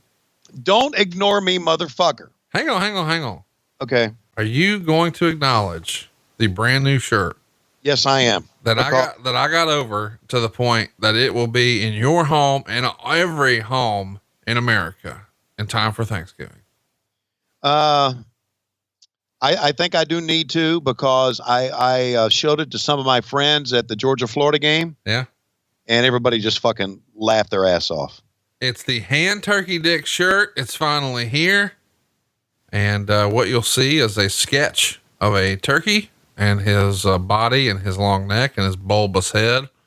And he's got a little Abraham Lincoln hat on. See his little gobbler. You see his little feet. And then you see the fingers at the top for the hand turkey dick. And it says, "Look, Ma," in crayon, no hands. You got to see this. Go to lowestrules.com. It'll be pinned to the top right next to the Hard Foundation. That's HARD Foundation. And Reese's PCs, peanut butter candy for morons, the Luchador era. And you can sort of get a glimpse of what those condoms are going to look like in Q1. I do want to clarify, when we roll out these condoms, these will not just be Luchador masks on the package. We are actually working with a supplier to get the Luchador mask on the tip of the condom. So your head will have a mask on it, as it should. And we even freestyled this idea to JR. And I said we should have a JR version where we put a little black hat on the top. And he suggested that the further we roll the condoms down, you would see more of his sayings. Like slobber knocker, beating it like a government mule. Somebody stop the damn match. That man has a family. You gotta see these shirts. Lowestrules.com, including the goddamn Candyman. Get that bitch a dilly bar, Batwinging, Hire Mance Warner, Someone to Tussle With, Tony freaking Schiavone, Cooter Palooza, Blumpkin Mania, Tony Reed's Rap, Without Question, Shy Shitter, Kayfabe the HJ. So many good options. Go check it out. Lowestrules.com. And don't forget, when you pick up a shirt at lowestrules.com, eventually you get a shirt. Yeah, I am so behind on my calls, and I apologize for that. Do you know what my week is like? You know what we need to do one day? What? When you come over to the Conradison, we'll just take the whole day and we'll just call everybody who ordered a shirt on speakerphone. That would be great. Just one after another. Just make a whole day out of it, and we'll stream it on Patreon. That would be great. Anyway, check it out. Lowestrules.com.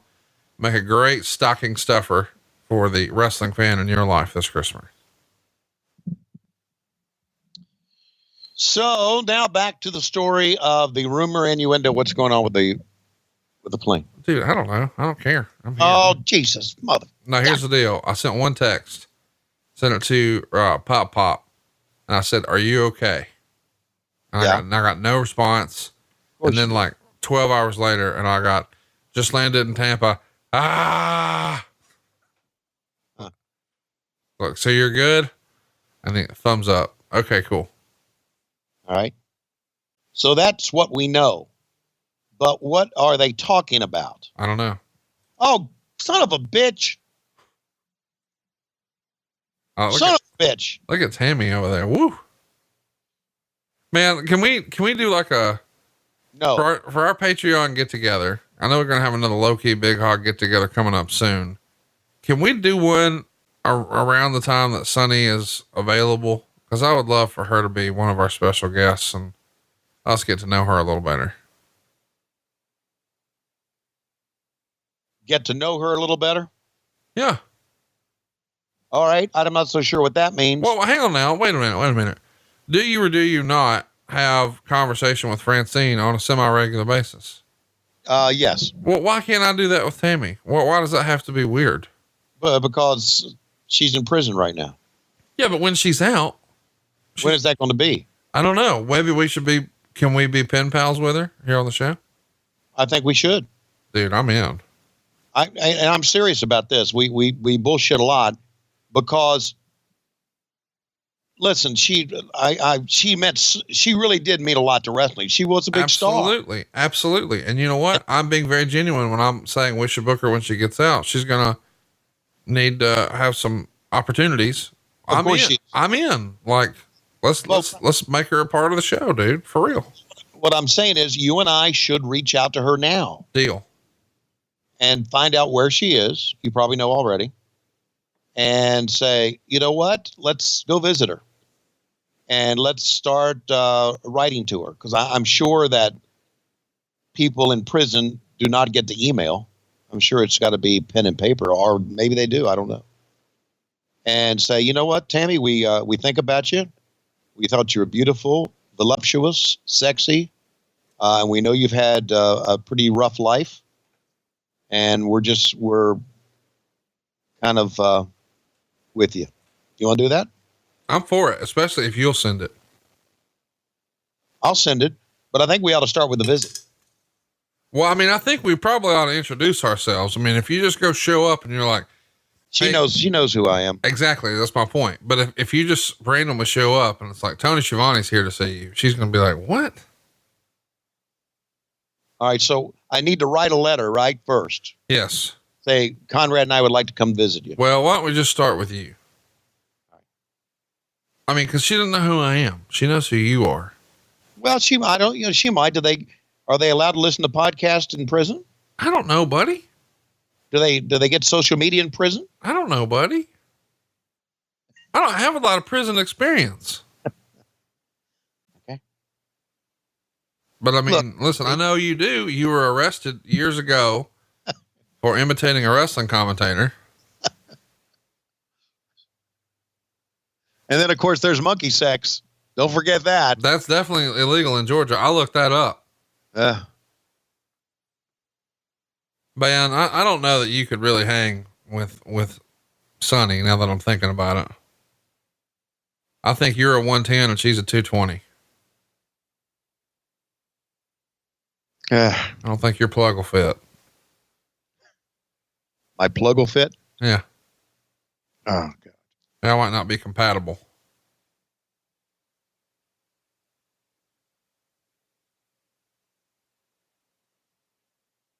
You think she fussed a lot? I bet she was a fusser. When? Here in 1999. I don't know. So I don't feel like you're like happy enough about this hand turkey dick shirt that I made into reality. I don't know. What's wrong with you? Hang on. I'm having computer problems.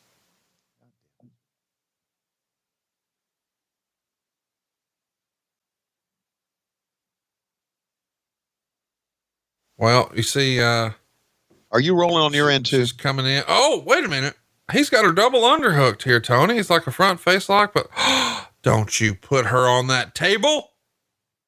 All right. I'm with you. I'm with you. Oh, and he goes right through it.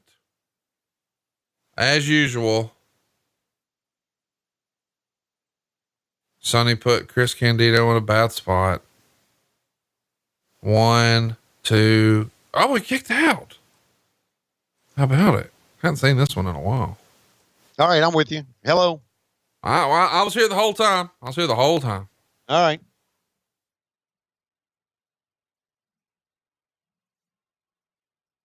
Fuck. Using the chair on a leg drop? What the fuck? That's what I told you. Put that fucking plane in Saudi Arabia down for the count, man. The Arabian face buster. Nobody gets up from that shit. 747 be damned. If it'll ground a plane for 24 hours, it'll tap Candido out.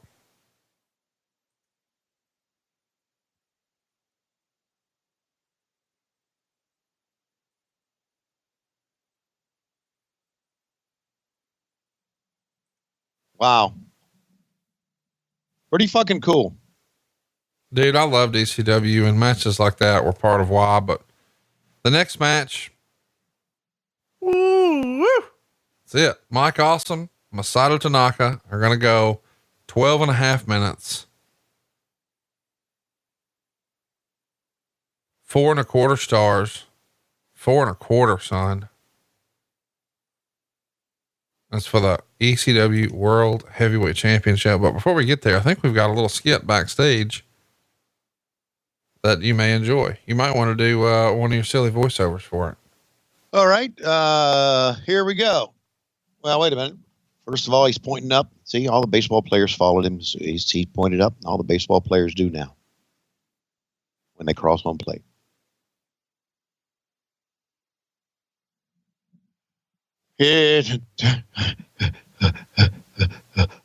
Oh, I ran all the way from Japan.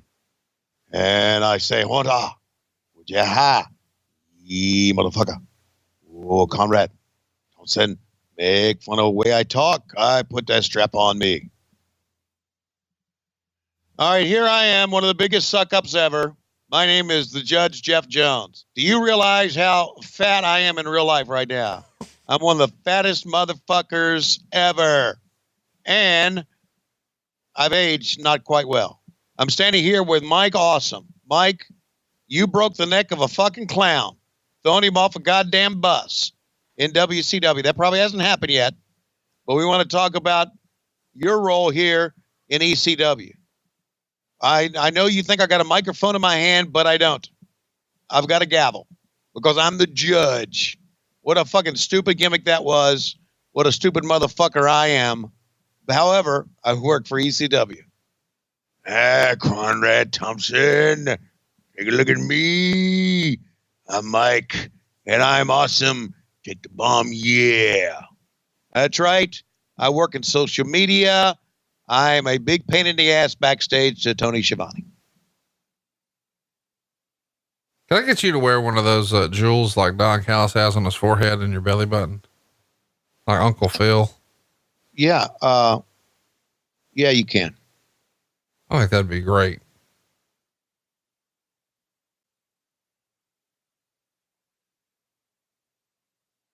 What did you think of Joey Styles' work?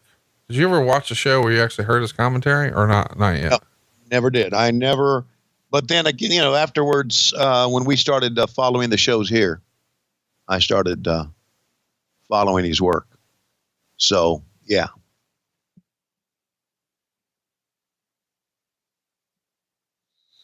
Have you been getting my texts? Yeah, I got your texts. Everything cool? Yeah. I mean, why wouldn't it be? Okay. I don't know. I'm used to, doing what I do, saving the shit. And thank you. that's what I do. I put smiles on people's faces, Tony Schiavone. Can I be very honest? Yes. I wish you would. I have full disclosure here. I fucking love you. I love you too, kind sir. Jesus Christ. My life. What would have been without you? But you're mean to me on this show. Well, no, I'm not mean to you. You're mean to me on the show. That's not true. Wait, so check this out. All right. See the implication? There's Francine with them bangs. There's Jazz with them bangs. I'm not looking at bangs. Looking at booty. I'd like to bang. Are you okay? I'm as a fucking shoot. All right. So there you see, it's Lou E. Dangerously. It's not Paul E. Dangerously, but he looks just like him, does he not? Yeah, he does. He's a little bit about the size of Paul E. right now.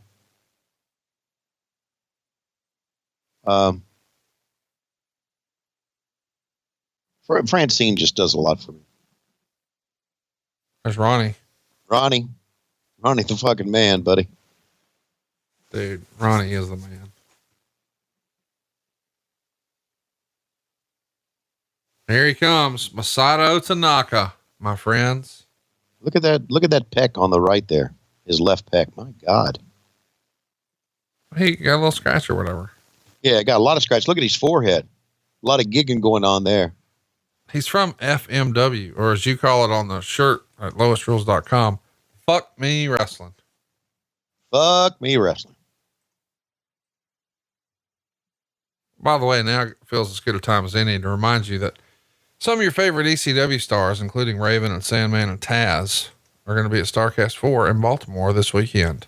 And if you use promo code Tony, Tony, you get half off on your meet and greets at starcast.com. And if you can't make it down, if you pre-order at starcastonfight.com, before we get things kicked off on Friday on Fight, you'll get StarCast 1, 2, and 3 included. So it's something silly like 100 hours of content or something insane like that. How about that? How about that? You motherfucker. Look at Jeff Jones. And I give Jeff Jones shit, but he's done quite well for himself. Oh yeah. Without question. Because he's smart and he works hard, but I just love to give him shit. As you do. I'm not as vicious as giving people shit as you are. Would you say vicious? Vicious. Wow, how am I vicious? Exactly? Oh, please. What did I do? Okay. Oh, you accuse me of having sex with animals. That's vicious. No, that's not what happened at all. You said I fuck monkeys on the couch. I did not. What was something similar to that? I did not. Listen, Bad Money Slim, would you rewind it and listen to it for us and send me a note when I said monkey sex on the couch? Why are you saying Bad Money Slim rewind it? What is this? Well, he checks things out for me. He makes sure that everything I say is on the up and up. Wait, are you being serious? No. I was just going to say, if you have enlisted the help of Bad Money Slim, I am never speaking to you again. By the way, if you're a listener to this show, Bad Money Slim will in fact be at StarCast 4 in Baltimore. I know you're really excited about that. Yeah, I am.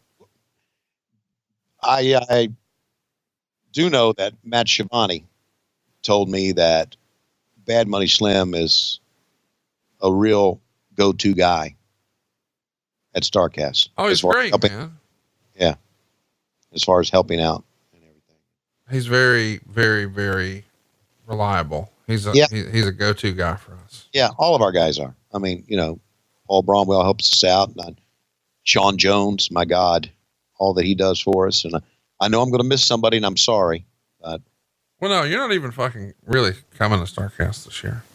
Yeah. I'm just coming for my birthday. Yeah. You were like, buddy, we got Missouri this week. I don't know that I can do it. I'm sorry. No. And no, let's tell the truth. And then you were like, wait a minute. You're going to do a birthday party for me? Okay, I'll come. That's what happened. You want me to do a Taylor Williamson and no show? Oh, I like that now. I like when you get the heat on Taylor. Motherfucker. Get the heat on Taylor. I saw that Taylor was going to show up at StarCast, right? Yeah. And I immediately sent him a text. I said, are you going to really show this time? And then his text back was, Tony, that's hurtful. And my text back was, fucking good. Wow. You're just being kind of rude to him. Well, yeah. I mean, look,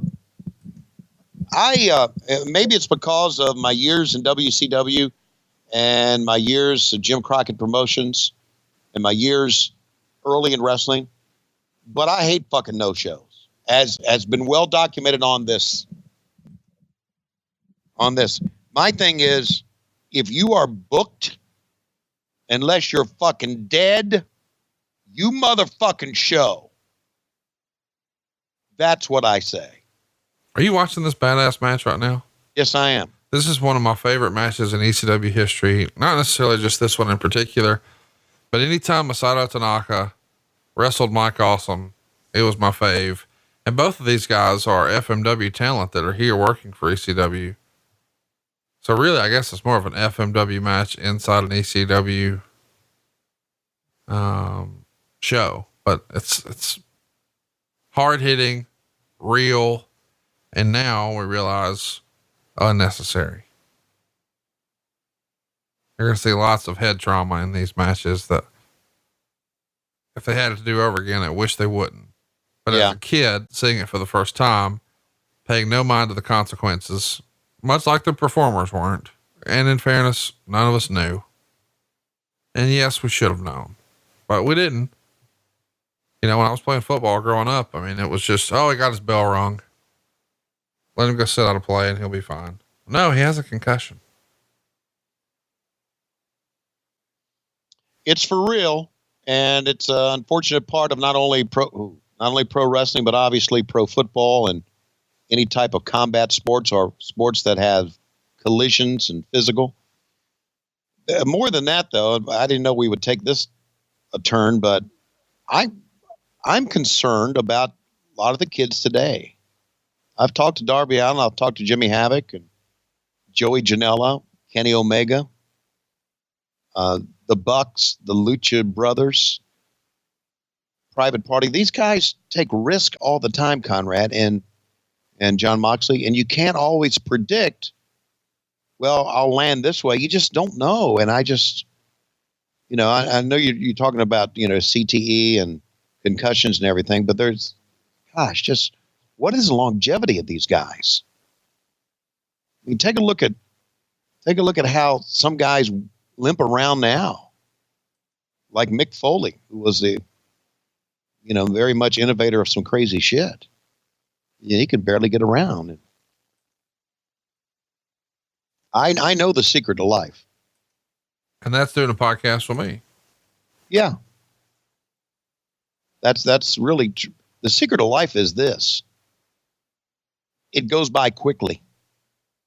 One day you're bumping in the ring and it's 2019 and you blink and you wake up and it's 30 years later and you can't walk. Or you need a walker, you need a wheelchair. And God bless them for entertaining us. God bless every one of them. But it just, at my age, I listen, I never did take one bump, but fuck, I have pain all the time.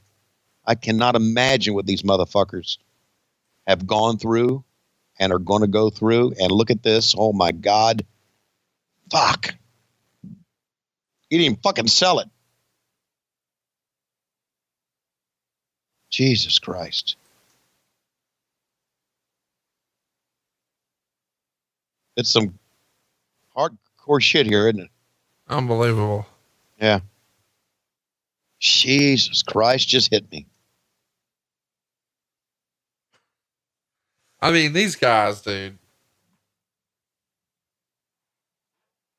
They tore it up, man. Now, when Awesome died, was it CTE related? He hung himself. Could have been. I say that could have been because, well, there you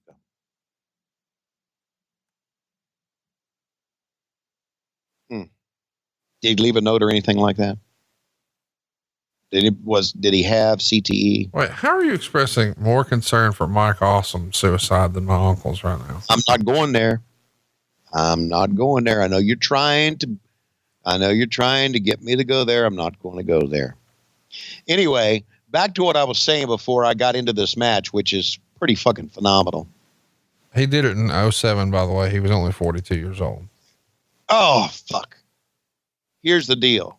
When you're booked, you fucking show unless you're fucking dead.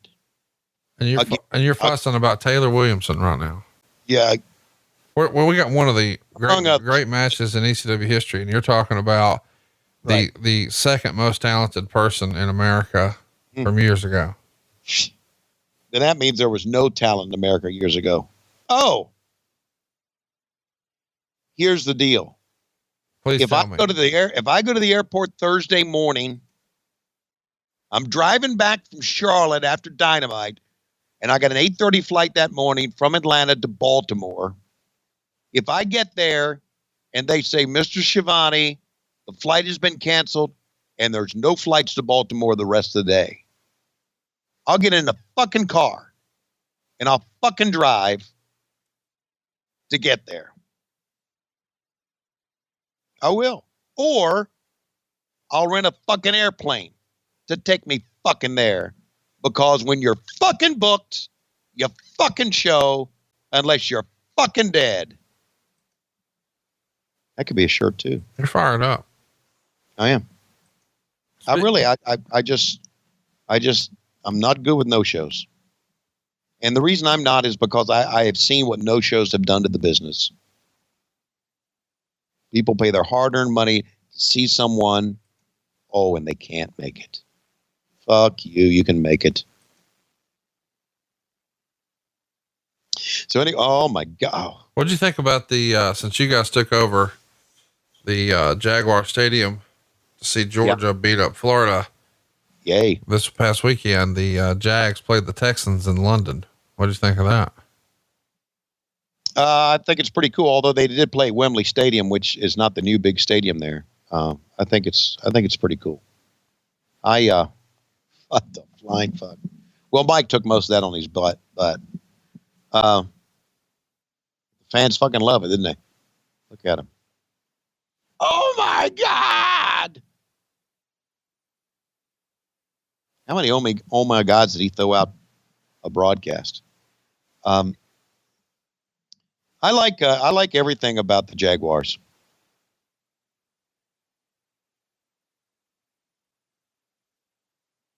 I'm not so sure.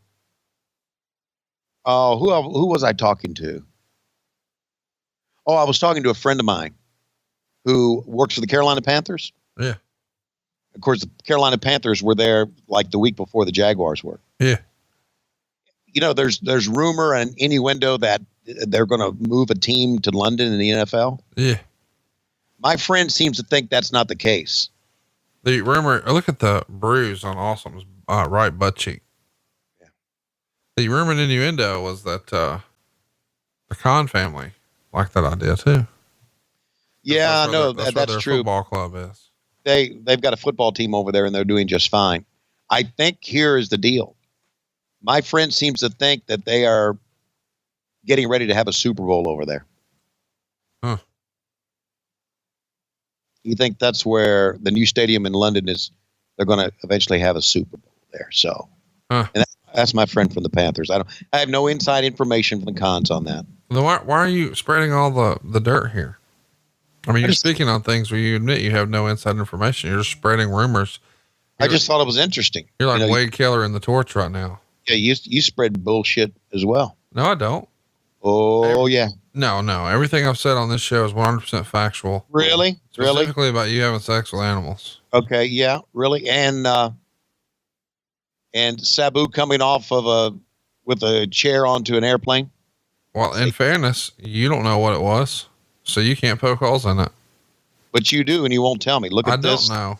Look at this motherfucking up top motherfucking 270 some odd pound Mike Awesome, 6'5", and Masato Tanaka standing on the top rope, superplex through the goddamn table. Are you kidding? Wow. The judge sold it too. Well, as well he should. Yeah. Tell me about Tanaka here. Masato Tanaka is one of the all-time greats, and he too probably doesn't get a lot of the credit or respect he deserves. I think it was because he did more hardcore stuff, but he was an ECW world champ and held a title in FMW, and he's been with a lot of other Japanese promotions, a ton of them, but he's always been a WW, or not WW, but an American favorite because of his time in ECW. So he would pop up in, indies here, like Jersey All Pro or Ring of Honor and, all that stuff. I think he even did Game Changer last year. But he's always sort of been with the smaller leagues more often than not, but you did see him in New Japan some as well. This is an ass-kicking match here, guys. Dude, it's big time. And by the way, Tanaka now is just 46 years old. Can he walk? Yes, he's still working every weekend. Jesus Christ. He looks totally different. He's dropped a lot of LBs. But process this. The dude's 26 here with what we're watching. Yeah. Look at the fans standing and cheering. Oh, how could you not? I'll play a little audio here so you can hear just how into this they are. They're over. Best excited all night. You ready for this, Tony? I don't think you're ready for this. I don't think I am either. Mike Awesome and Masato Tanaka again jockeying for position atop the turnbuckles. Gonna powerbomb him from the fucking Top rope, awesome bomb, power bomb. 1, 2, 3. Pee Wee gets it. And there it is. Your winner and world heavyweight champion. He retains over Masato Tanaka, Mike Awesome.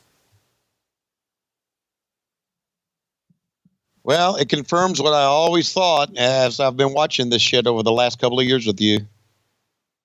WCW dropped the fucking ball on this guy. Dude, what, I mean, in this era, in 99, like I really legitimately think Mike Awesome was my favorite wrestler. You just knew if he's coming out, you're going to see some shit, man. Such a different time, but you just knew you're going to see some shit. And coming up, by the way, we're still not done. I know usually you think, oh, the world title, that's the main event. Nay. We got 2 more left to go. We got Rhino and Justin Credible and Lance Storm taking on Sandman, Raven, and Tommy Dreamer in the main event. But up next for the television title, that's right, the TV title is on after the world title. It's Rob Van Dam and Taz.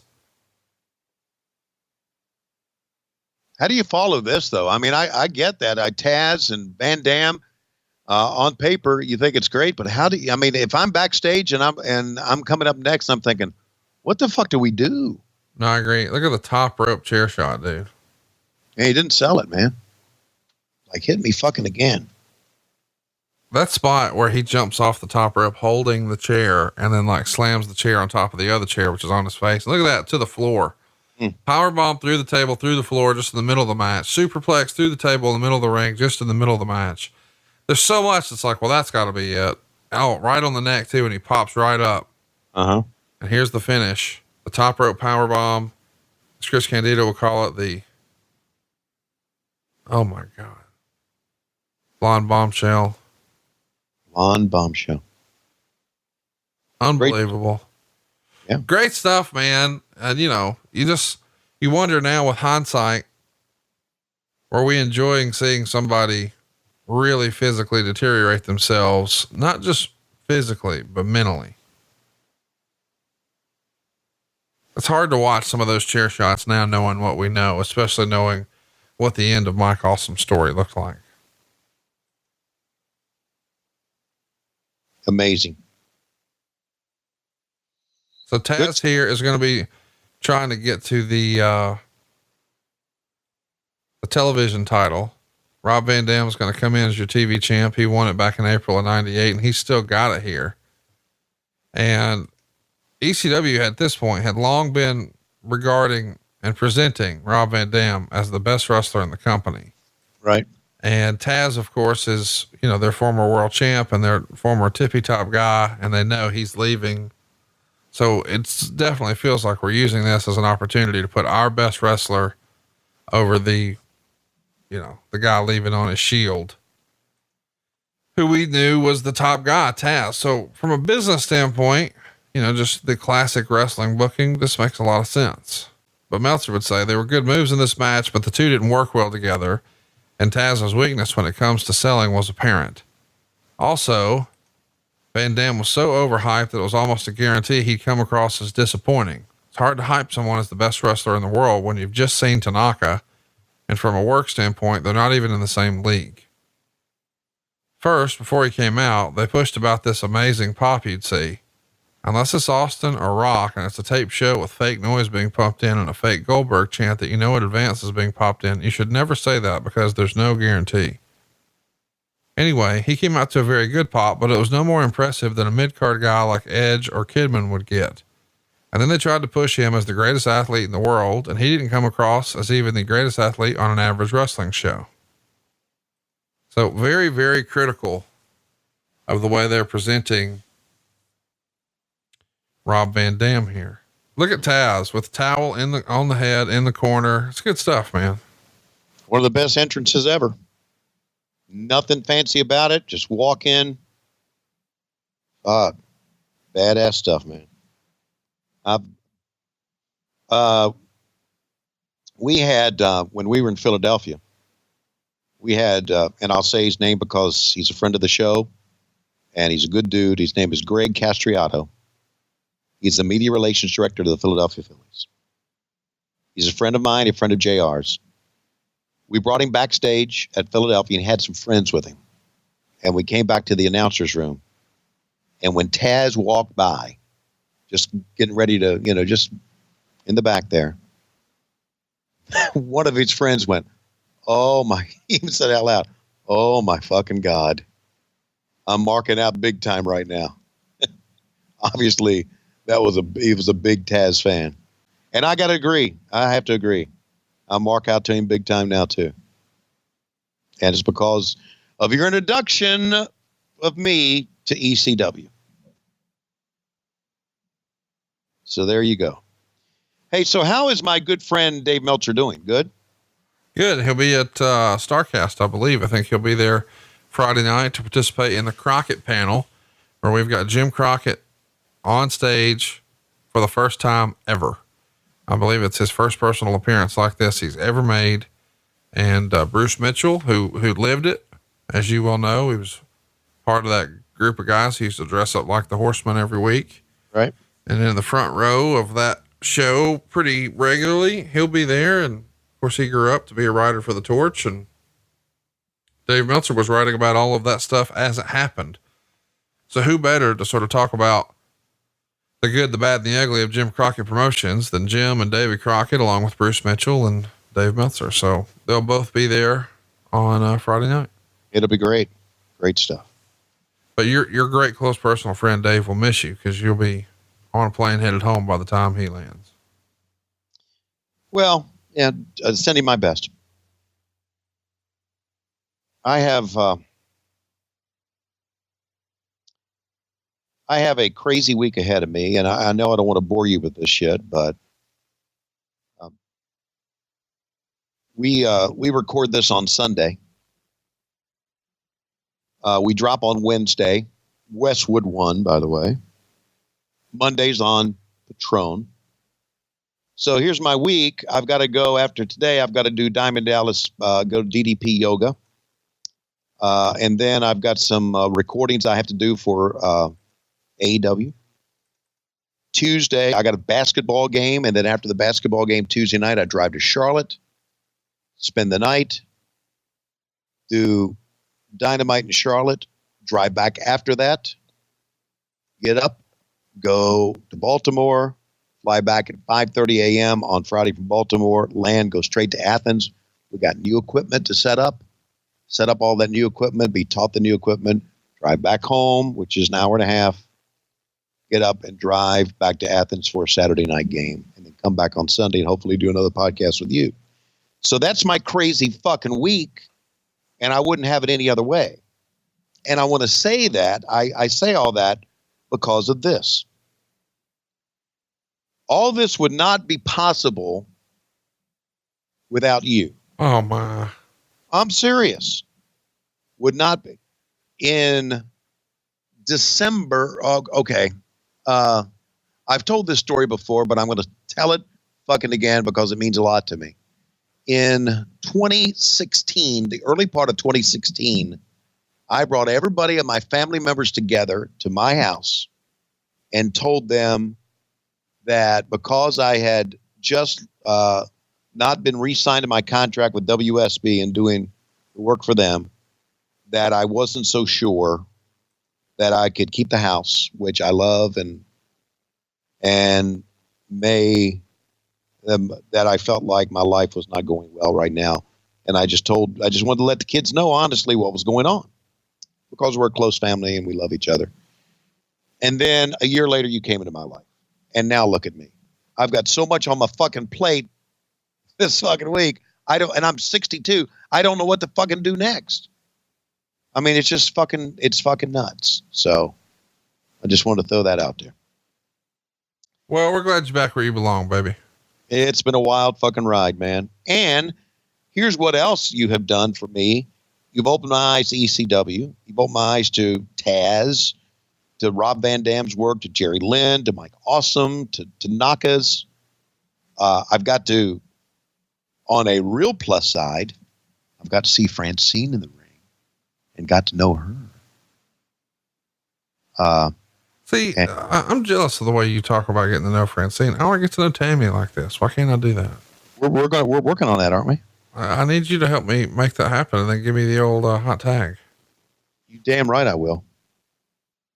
Because you know what they say? Prison sex is pretty damn good. Oh, is it really? That's what they say.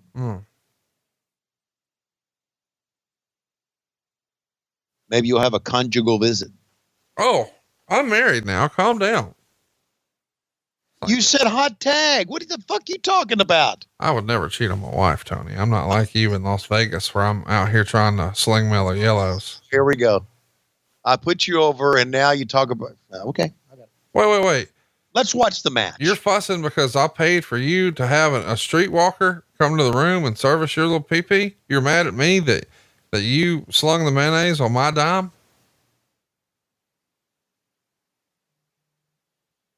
I'm looking forward to this match. I think it's going to be a hard-hitting affair, even though they probably, as you said, it was kind of shit on. Look at that fucking. So let's watch the match. You want to? No, I'm ready to watch the match, but I think first we should tag in our friend, the new member here on the show. You know, you may not remember, but we talked about this when we were in West Virginia, that you were going to come over this weekend. We were going to tape in person. I didn't say that. Yeah, you did. And so he's made his way here. So he's actually here with me and he's ready to, sort of hot tag in the second half of this show at this point, which, by the way, that Mike Awesome, Masato Tanaka, just as a reminder, got 4.25 stars. This one we're watching now, 2.25. So who's joined us? Hey, do I just talk in this right here like this? That's Conrad doing a fucking voice. No, it's not. I'm right here. Hey, Conrad? Yeah. What the fuck? It's so fucking. We do some lame shit. Hey. Hey, we do some lame shit on this podcast. Hey, Anthony. It's the fucking lamest. You want me to call Austin impromptu? Oh, dude, that would be great. Okay. I don't know if he'll pick up or not. Let's see if I can find that fucking number. I had to do a *67. You better do a *67. That motherfucker's crazy. He is. I knowed it. He probably down there eating one of them goddamn bologna biscuits with mayonnaise. Nasty son of a bitch. Where you reckon Rob Van Dam got that airbrushing done? You reckon him and Jimmy Hart would go do like a group buy? Is this Doug Markham? Okay, here we go. Stand by. No, it ain't Doug Markham. If it was, I'd go, hey man, I'm Doug. Man, Norman's got to calm down. Norman's going to take over the show if we're not careful. Hello. Austin. Yeah. Tony Schiavone and Conrad Thompson. Hey. Hey, how you doing? What's going on with you, buddy? I just woke up. You just woke up? How are you? You didn't go to church? No, I don't go to church. All right. I never liked it. You never watch it? I never liked it. Never liked it. Okay. Yeah. Hey, is Andrew there? No, I don't know who the fuck that is. Okay. Hey, Austin, listen, we're going to put you here on the podcast with us because we really thought you were just a really entertaining guy. Oh, that's fantastic. So tell us something about yourself. Well, I'm a freelancer. Yeah. Does that mean you're unemployed? No, I'm trying to get into wrestling. I'm working on a couple of projects right now, but I'm not really making a wage on it yet. Yeah. So, No. So you're unemployed. Got it. So listen, but you wake up late on Sunday, you should be working out in the gym or something. Just an opinion. No, man. Just an opinion. No, I work out at night. Oh, okay. I got it. So you want to be a wrestler then? When you're saying you're trying to get into wrestling, you actually want to be an in-ring performer. No, no. I'm more on the creative side. I'm more of a cerebral type of guy. You know what I'm saying? Yeah. Oh, So no, I could tell that. Handicapped in my mind. Right. So you'd like to, well, let me ask you this about the current product. What do you like about it? Absolutely nothing right now. Okay. I like AEW a lot. Yeah. It's my favorite TV show. Yeah. I don't like WWE that much. Yeah. I haven't really liked it in a long time. It's just not very entertaining. Yeah. Yeah, it's pretty much it right now. I'm just watching AEW, but it goes by faster than an episode of Sunday Night because it's so entertaining. It only comes on once a week. So, yeah. I'm hoping maybe we can get some more content there. But yeah, that's about it right now. All right. And then, of course, I'm watching the old stuff and listening to podcasts every day. So that's pretty much how I'm filling my time. All right. Well, we're coming to Nashville. We hope to see you there. AEW. Yeah, absolutely, man. You can send those tickets over anytime. You got my address on file, right? Yeah, I got your address on file. And man, send them on over. That'd be great. Do you have a posse with you? You have a lot of people coming with you? No, actually, I'm a loner, man. But if you want to put me up in the inner circle skybox, I would love that. Okay. Just send them on over. All right. Now, here's the deal. I don't know that you know this, but there is an initiation process to be in the inner circle suite. Has Tony told you about that? No, man, I haven't heard about that. Well, you're going to have to. I'm down. What is it? You just got to show your dick to Jericho. Are you up for that? Oh, absolutely. Okay. I'll let him hit me with a code breaker afterwards, too. Wow. Well, if it's bigger than his, he might. So be careful. Oh, I will, man. I'm literally down to do anything. Are you kidding me? I can tell that. Dude, I'm serious. I'll do anything to get into that skybox. Okay. It don't even have to be on TV or nothing either. I just want to sit in there. You want to sit in there with Sammy Guevara and well, I don't really care about sitting in there with Sammy Guevara. I will, but I'm really just concerned about sitting in there with Chris Jericho because he's the best. Would you want to smell his fingers, or why do you want to sit with him? I mean, he's just a champion, and obviously he's a bad dude. And I have a lot of respect. I've obviously been watching him for a long, long time. I've got several videotapes with him on it. So I'm just a big fan ultimately. And he's done it all. He's been all over the world. And he's pretty much beaten everybody that there is to beat. And he's still going too. I think he's going to beat Cody as well. I don't know about that, man. When you talk about, you've got videotapes with him. What's your favorite VHS of Chris Jericho? Well, he's on this. I got this one videotape of Hollywood Hulk Hogan on a motorcycle talking shit in front of his mansion. He's mainly talking shit about like Sting and Kevin Nash and stuff. It's pretty old tape, but yeah, Chris Jericho's on there at some point in his earlier WWE days. I thought he could do some really, really incredible stuff back in the day. I mean, he's just kind of like a revolutionary, with all the flips and flaps that he's doing when all those other guys were still doing the old stuff. So that's probably my favorite one. It's probably not what everybody else likes, but it holds a special place for me, You got it, Austin. Hey, buddy, great talking to you as always. All right. Yeah, man, absolutely. You know my phone number. So, just keep me posted on that and let me know what's going on. I'll be on the lookout. I'll get you some tickets. All right. All right, man. Take care, buddy. Oh, I'm so excited. All right. See ya. All right. Let me know. All right. Hey, great to talk to you guys. All right. All right. All right. Double underhook. Oh, right on the head and neck meat. We appreciate Austin being with us. Fucking cerebral motherfucker. You know, that's the problem with wrestling. There are too many cerebral people out there. There are too many people that think they can book. Am I channeling JR now? Well, earlier you were saying, well, they should have did this. And I said, why don't you do your own promotion? And then I don't remember saying that. Yeah, well, you did. Okay. I think, I do like the term though, and this really entertained me on Grill and JR. I do like the term, nuts in a thimble. Thimble nuts. Thimble nuts. That's pretty fucking cool. That's pretty fucking cool. I enjoy that. See, here's the thing here, and this is not again. This is not a. You want to give everybody a time reminder here? Yeah, time reminder. 202-0809 10 11. Jerry or Rob Van Dam's pulling himself up on the ropes. He's up on the top rope at 16. He's to his feet at 19. And he slides with a baseball slide kick. Here's the problem with coming after Mike Awesome and Tanaka.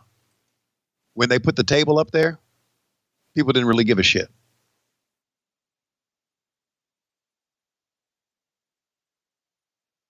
Am I right? Yeah. Yeah. Tough act to follow. Hey, so this is our debut on Westwood One, and we're so excited about it. For our fans on Patreon, you get us on Monday. I've been listening to all of your other shows, the Orange Show, of course, Mondays, 83 Weeks, and then Arn, then me, then JR on Thursday, and Bruce on Friday. It's a hell of a lineup, Conrad, that you developed here. It's the, what do we call it? We joked about it one day. Oh, it's CTE. It's Conrad Thompson Entertainment. Oh, that's what it is. Or Enterprises, whatever you want to call it. Yeah. It was good. Maybe it's the Starcast Podcast Network. Maybe it's the Starcast Network. That's cool too. It is big enough for Dave Silva to move his family from Texas, where they worry about guns and knives and as we've heard on this very show, right, into Alabama, where they worry about meth and marrying their relative and football and stuff like that. Hey, Tony, don't you be fucking around on no Alabama now. Hey, it's Casio. Casio, how you doing, buddy? If it was Casio, I'd just be scream laughing. Okay. Talking about Little Debbie and turn around, Doug. Are you in? I'm in. By the way, see Casio's working on a TV show? Yes. Yeah. Well, he's been on TV before. But I'm just wondering, like, did he have a TV show before he appeared on What Happened When? I don't think so. He was on Jay Leno. I mean, he was big time. Are we talking about the same thing? Oh, I didn't realize that was in the last couple of years since, Jay Leno's not on TV. No, I meant. I'm trying to put you over that you're the star maker. Okay, got it. You're right. I'm a star maker. Did you see Rob Van Dam's rather controversial comments about your company recently? No. He said, without Rob Van Dam, there would be no Young Bucks. There would be no Kenny Omega. Everybody once upon a time, he was considered a small guy at 235 pounds in a locker room full of 300 pounders. And now everybody's doing RVD moves. And those guys in your promotion are not all elite. They're all petite. Huh. And he called them all petite wrestling. Well, you know what's going on there. He's just trying to get the heat. That's right. For his company and Impact. I don't think for a minute that Rob is really of that mindset. He's just, doing wrestler heel shit. Yeah. Just he's trying to draw attention. I mean, AEW is hot right now. If you mention AEW, if you hashtag AEW or you put AEW's Twitter handle in there, you're going to get some looks. Yeah. And who knows, you might get a lot of followers. That's what Seth Rollins was doing that pissed off JR. And right. I was like, he's just trying to get the attention. And JR was like fired up about it. So much that we have t-shirts now for JR that sort of mock Seth Rollins t-shirts. Wow. Split leg moonsault. Where you at on the old split leg moonsault? Lois ever throw one of those at you? I wish. Really? Yeah. You don't reckon you'd smother? No, it'd be a good way to smother. Well, I know I'd smother now, but back in the day, I wouldn't have smothered. I just thought, with her two elves on the shelves, you'd smother. Hey, did you ever put a ruler up Lois's ass to smell how tall she was?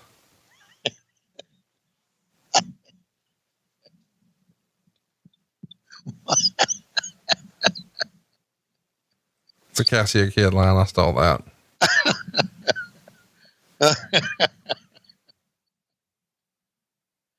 Oh, that's fucking brutal. Funny, but brutal.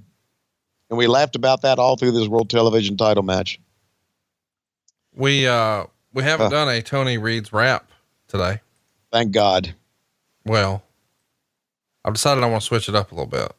Okay. I'm going to do a country song. Oh. We talked about this recently here on the show about your favorite musician, Wheeler Walker Jr. Oh, Wheeler. And there is, a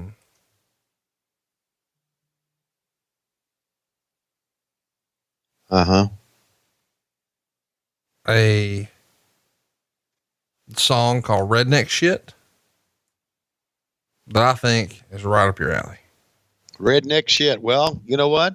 I grew up with redneck shit. Oh, can I tell you a little real story before we get into the redneck shit? Yeah.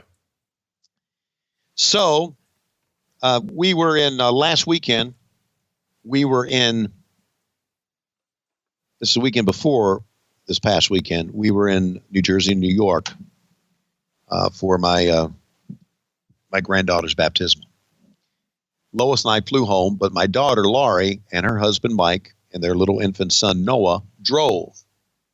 So they decided to stop by where Papa Tony grew up, Craigsville, Virginia.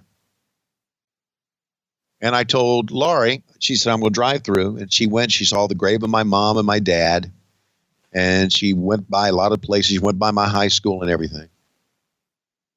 I told her, I said, when you drive up by the house where I grew up in and lived for most of my life, I lived there from the time I was born to the time I graduated from college. I said, let's do a FaceTime, and I want to see the old house, which my sister bought her half for me, so she owns now, and she has people renting the house. She said, okay, so they drive up, and she shows FaceTime, and what do you think is in the front of my house? A food truck. A goddamn rebel flag. Oh. Stars and bars. That fits. If you've heard the way you talk about minorities when we're not on the air, that totally checks out. I tell you what, I'm bleeping that fucking part because it's a fucking joke. You can't bleep it, and then it sounds like I said something bad.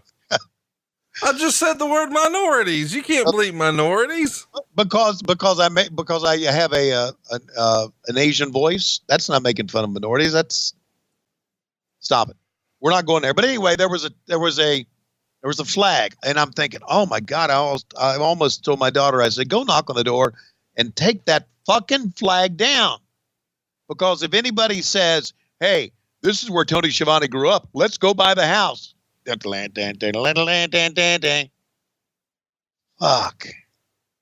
A rebel flag.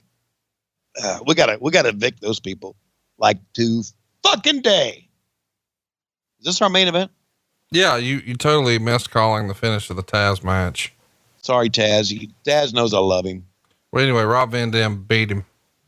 Yeah, well, that's why I didn't call it, because I wanted Taz to go over. There was a frog splash. The crowd reaction was flat.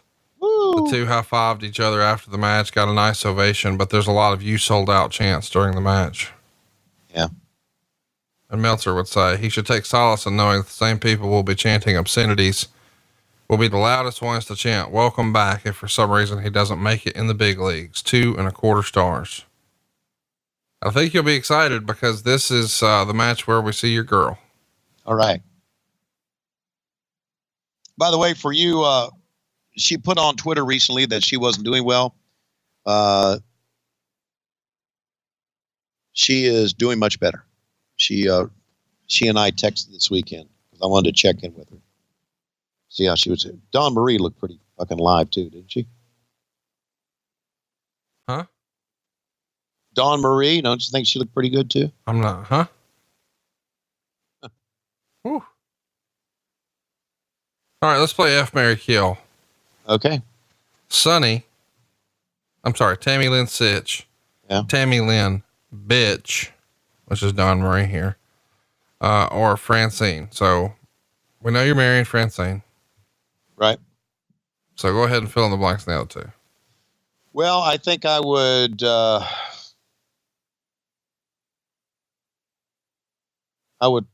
fuck Dawn Marie. What? Yeah.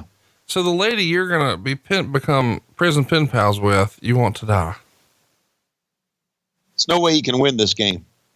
Yeah, you can. Let me play. All right, go ahead. I'd marry Dawn Marie. All right. I'd do the other fun thing with Tammy. Kill Francine. Yep. She's sick anyway.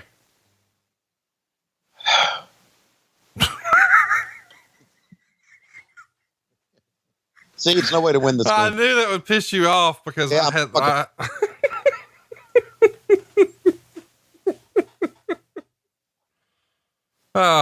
oh Lord, have check mercy. her out. All in fucking white. You know she's thinking of me. Yeah, I'm sure at that point she's like, that announcer on Nitro. No, not Mongo, not Bobby Heenan, not Mike Tenay, Tony. He's so hot. His chair's always taller than the other guys. That means he's got a big Peter. I like big Peters. Then she'd be disappointed because she realizes, no, you're a midge. Okay, no. And you don't have a big Peter. Hang on a second. No one gets in the ring like Francine does. Come on, girl. Come on now. That's what I'm talking. Oh. Sorry. What'd you think of my Francine impression? I thought it was fucking silly. Well, let's be real serious. You got those Wheeler Walker Jr. lyrics? Yeah. Let's be real serious. Yeah. We're going to be real serious on this show. You ready? Hang on. Look at Raven. Raven, again, I'll go back and say it every time. Go say it again. Raven, one of my favorite people. I still see yes. Say I see it. I got it. I'm ready to go. I hope there's nothing about the Dixie flag in here. You ready? Yes. All right. American by birth and Southern by the grace of God means that everything I do it right. New York. Wait, hang on. You're just reading. Sing it, motherfucker. I don't know the tune. What do you mean you don't know the tune? I don't know the fucking tune.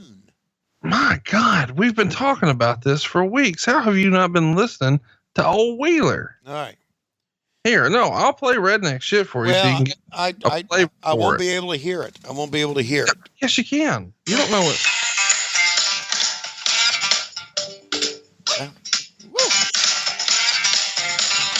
American by birth, son of grace God, means everything that I do right. New York and California, you can go have your fun, but down here, I got a list of what I like. Eating tater tots and pussy, sucking Mountain Dew and tits, kick my grandpa in the nutsack, then I fuck my boss's dick. Then I suck my boss's dick. Fuck my cousin in her asshole before I finish on her tits. Then I shoot my neighbor's cat. I love that redneck shit. You can make your jokes at us and giggle all you want, but my friends and me, man, we don't give a lick. If you can read this, then the bitch fell off, had to stick her on a bike. Sure, but it's also a tattoo link on my dick, taking pictures of my mama while she's trying to take a shit.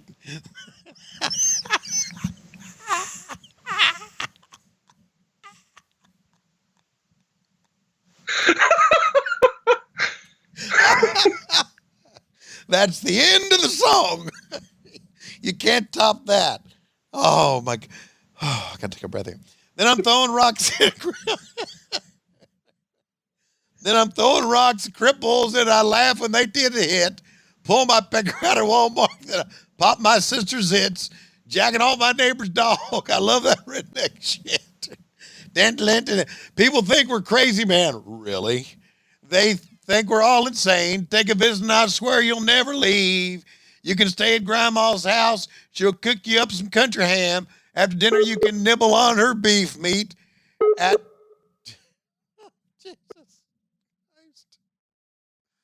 On her beef meat. Then I fucked meat at something, and then I fucked her for a bit. Shove a dildo up my asshole to see if it can fit. Buy a million of magazines that show the clit. Then I told my brother's butt, I love that redneck shit. Oh my God, what the fuck are we doing? Oh, Wheeler, where's he at for you all time now on Tony Reed's rap? That's, I don't know what to say. I really think that take a picture of my mama taking a shit may be one of the best lines I've ever read. What if I said that I might be able to arrange a meeting with him? Yeah. Shove the dildo up my asshole to see if it can fit. Buy a million of magazines that show the clit. Good God. My apologies to Sandman and his tremendous entrances. Well, it's not good on the WWE network. They play some bullshit song. This is what it sounds like. Yeah. This is not an elimination matchup. This is a 6-man. They're not playing Enter Sandman. Yeah. Which is what? Tony, are you still there? No, I was saying that which is what they have to do. Did you get a text message from Tony Khan? You have to go now? No, that was Lois texting me. Where are you at on the Popeye's chicken sandwich? Did you try it last time, or have you tried it since it's been back? No, I have not tried a Popeye's chicken sandwich. I'm really partial to Chick-fil-A. Yeah, I got that. But have you tried a Popeye's chicken sandwich? I have not. Should I? Yes. Do I have to stay? Do I have to sit in line for like an hour? No, you can order it delivered. All right. Because, they were lines around Popeyes checking out the chicken sandwich. I'm thinking, you know what? It may be fucking good, but I'll wait till the everything dies down. Has it died down now? No, they just brought it back.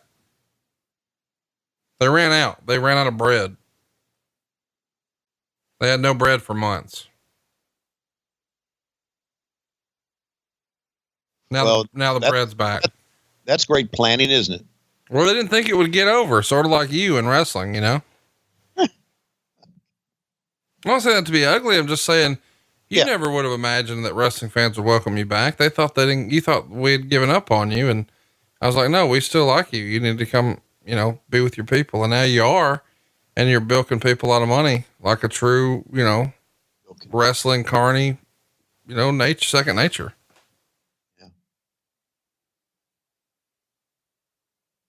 Well, I'll try a Popeye's chicken sandwich. Are you excited about your birthday this weekend? Yeah, I've got mixed emotions about it. Well, here's the deal. Jimmy's Famous Seafood has a chicken sandwich that's got crab on it. Well, I'll go for that. Yeah. So I'll make them get you one. And we got some surprises for you. I don't know if you know that or not. Really? Yeah. Okay. Those could be scary. Not could be, will be. Okay, well, that's good. I mean, look, I know it's kind of like a roast of Tony Schiavone. So I realize there are going to be a lot of lies thrown around about me, about my character, and about who I am. So I'm just, and then my son Matt and my son Chris will be there too, and that even makes it worse. My son Matt tells me that we're doing karaoke with a live band. I'm thinking, how does that fucking work? But anyway. Yeah, I mean, how are you mad that I've pulled out all the stops for you to make it a special day to celebrate you? Well, because it means a lot to me. Again, I mentioned earlier in the show how much you mean to me, but I know what kind of shit you can pull. What does it mean that I'm being? What do you think? What does that mean? You can pull. You can. Hello, Dawn.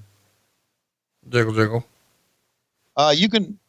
By the way, if you're keeping up with us, I want to give you a time code because we have had little problems now and then.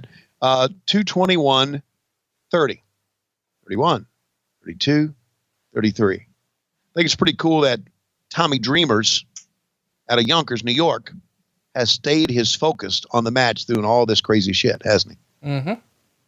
Yeah. Tommy, again, is ECW provided us with some memorable people. And most of them are in the ring right now.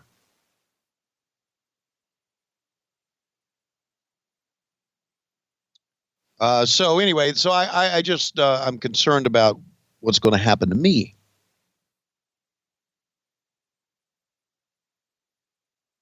You think we're going to hurt you? No. No, I think you could try to get me drunk. And, you know, and that brings up another point. Until I hooked up with JR again, you know, got to know him again on a regular basis, my consumption of alcohol has increased. I used to not drink at all anymore. I mean, I stopped. Completely stopped. Go out to eat, I'll have an iced tea. I'll have a Diet Coke. I'll have a Diet Mellow Yellow. I'll have water. And now I'll go out to eat. I'm 4 mules in. That concerns me. Should I be concerned? Yes. Okay. Are you going to join me on the end of the show here, or are you just going to sit back and listen? Well, I mean, I don't know what you want me to do. You're sort of shitting on everything that I've suggested. No, I'm not shitting on everything. I said I was concerned. I was concerned about. Okay, sorry. It's going to be great. See, I can't wait. That's what I'm saying. Like, if you could sell Glacier and Alex Wright, why can't you sell Jimmy's Famous Seafood? Like, have you just checked out that much? No. I can sell Jimmy's Famous Seafood. Wait, Jimmy's Famous? Jimmy's Famous Seafood. No, I like Jimmy's Famous Seafood. Because it sounds like you're saying same ass seafood. I sold Jimmy's same ass seafood. Jimmy's Famous Seafood is the best restaurant I've ever ate in. I read that in the library. Okay. What do you think of my favorite restaurant was Skoma's in San Francisco. It was. But now it's Jimmy's Famous Seafood. I like Jimmy's same ass seafood too. So we look forward to having everybody there for my birthday party. It'll be a dinner. It'll be festivities. And then it's all going to be karaoke afterwards. Unfortunately, because of she's not doing well health-wise, Francine could not be a part of it because I wanted her there. I invited her. She told me no. Yeah, she can't. She's been in the hospital. I wanted her there, and can we get Tammy instead?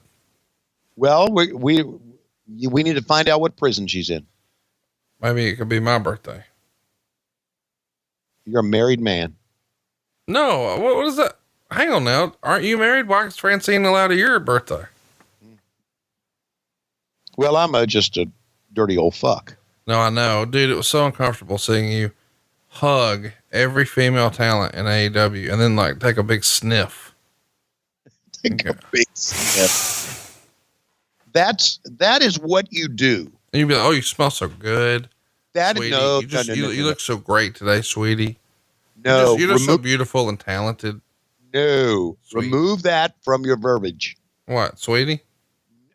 The sniff, because that didn't happen. No, I just made it all up, Tony. It's theater of the mind. You didn't actually shit the floor. You don't actually trim your dick on a regular basis in the kitchen. I mean, we've done a lot of weird stuff. You don't also jack off the neighbor's dog. You just talked about that in the last 10 minutes. Like, we know that you legitimately have sex with monkeys on your couch, but not the neighbor's dog. Like, come on, man. It's theater of the mind. We're trying to entertain you. So where was I, man? You were talking about sniffing talent in AEW. Oh yeah. When you're in wrestling, when you work in the backstage area, when you see a person, you see them every week. You shake hands, you hug guys and you hug girls. You embrace each other. That's always been the way you do it.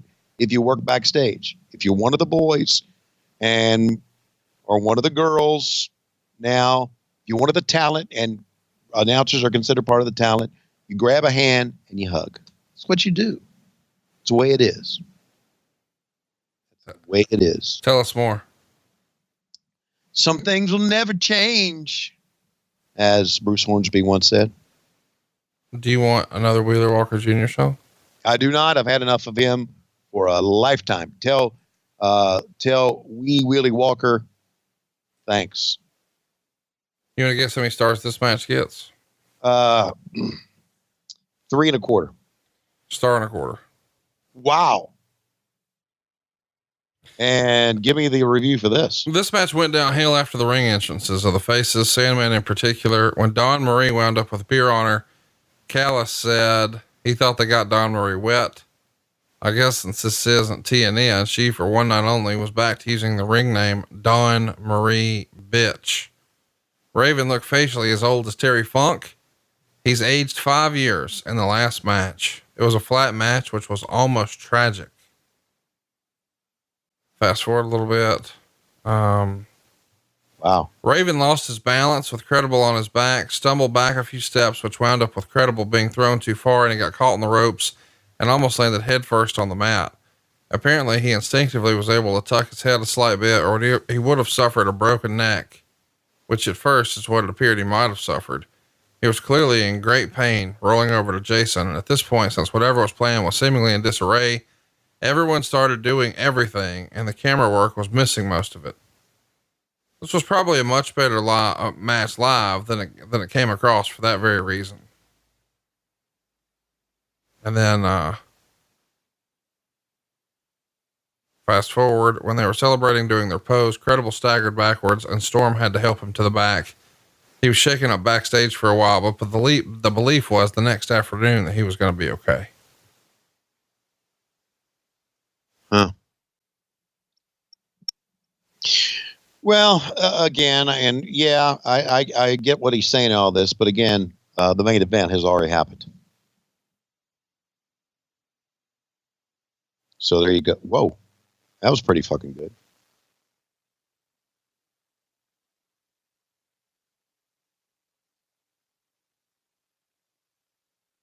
And you can see the fans who are usually right in rabid about everything. They're really not giving a shit right now. Ooh.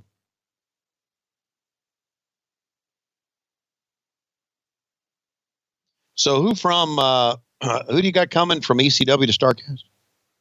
We have, Raven. Yay. And we have Tommy Dreamer. Yay. No, I'm sorry. Not Tommy Dreamer. Taz. Yay. And Sandman. Very cool. You ever got in touch with Lance Storm about showing up? Yep. I try to book him every year or every time. And every time he has a reason he can't. And now he just signed on. He's working with WWE now. So he's definitely not allowed. Oh my God. Did they really get him? Yeah. I think they were concerned since he's been such an effective trainer and trained so many good wrestlers. Maybe AEW might want him. So need to lock his ass up. Yeah. That's obviously what they're trying to do. And I mean, for God's sake, they even tried to hire Tony Schiavone. yeah, how about that? By the way, do you think if you would have gone the WWE route, they would have already Bischoffed you? Yep. Sure do. You think it just would have lasted a few months and then you were done? Yep. Oh my God. Oh my, look at that. His own partner, he did a drop toe hold into the chair on. How hurtful, how rude. Do you know why I think that would have been, that would have gone the way of Bischoff? Wow. That was pretty fucking good. Cause you're not very good at your job or whatever. No, I don't think that. Okay. I think that Bischoff was hired. Hey. And I would have, fuck, he's whacking the fuck out of him with that fucking stick. Pronouns, pal. Sandman just hit Rhino with a kendo stick multiple times.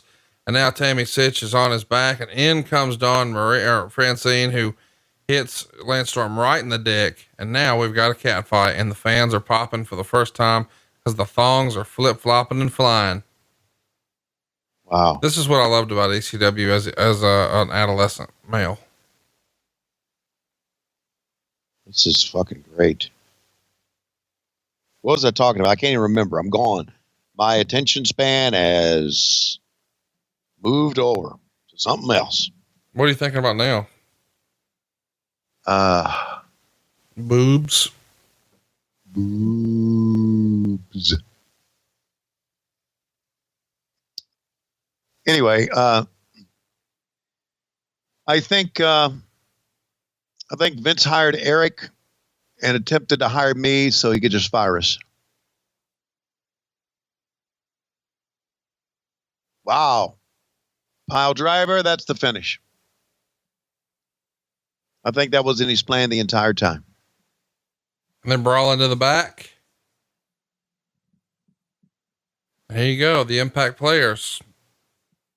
They're not just the coolest. They're not just the best.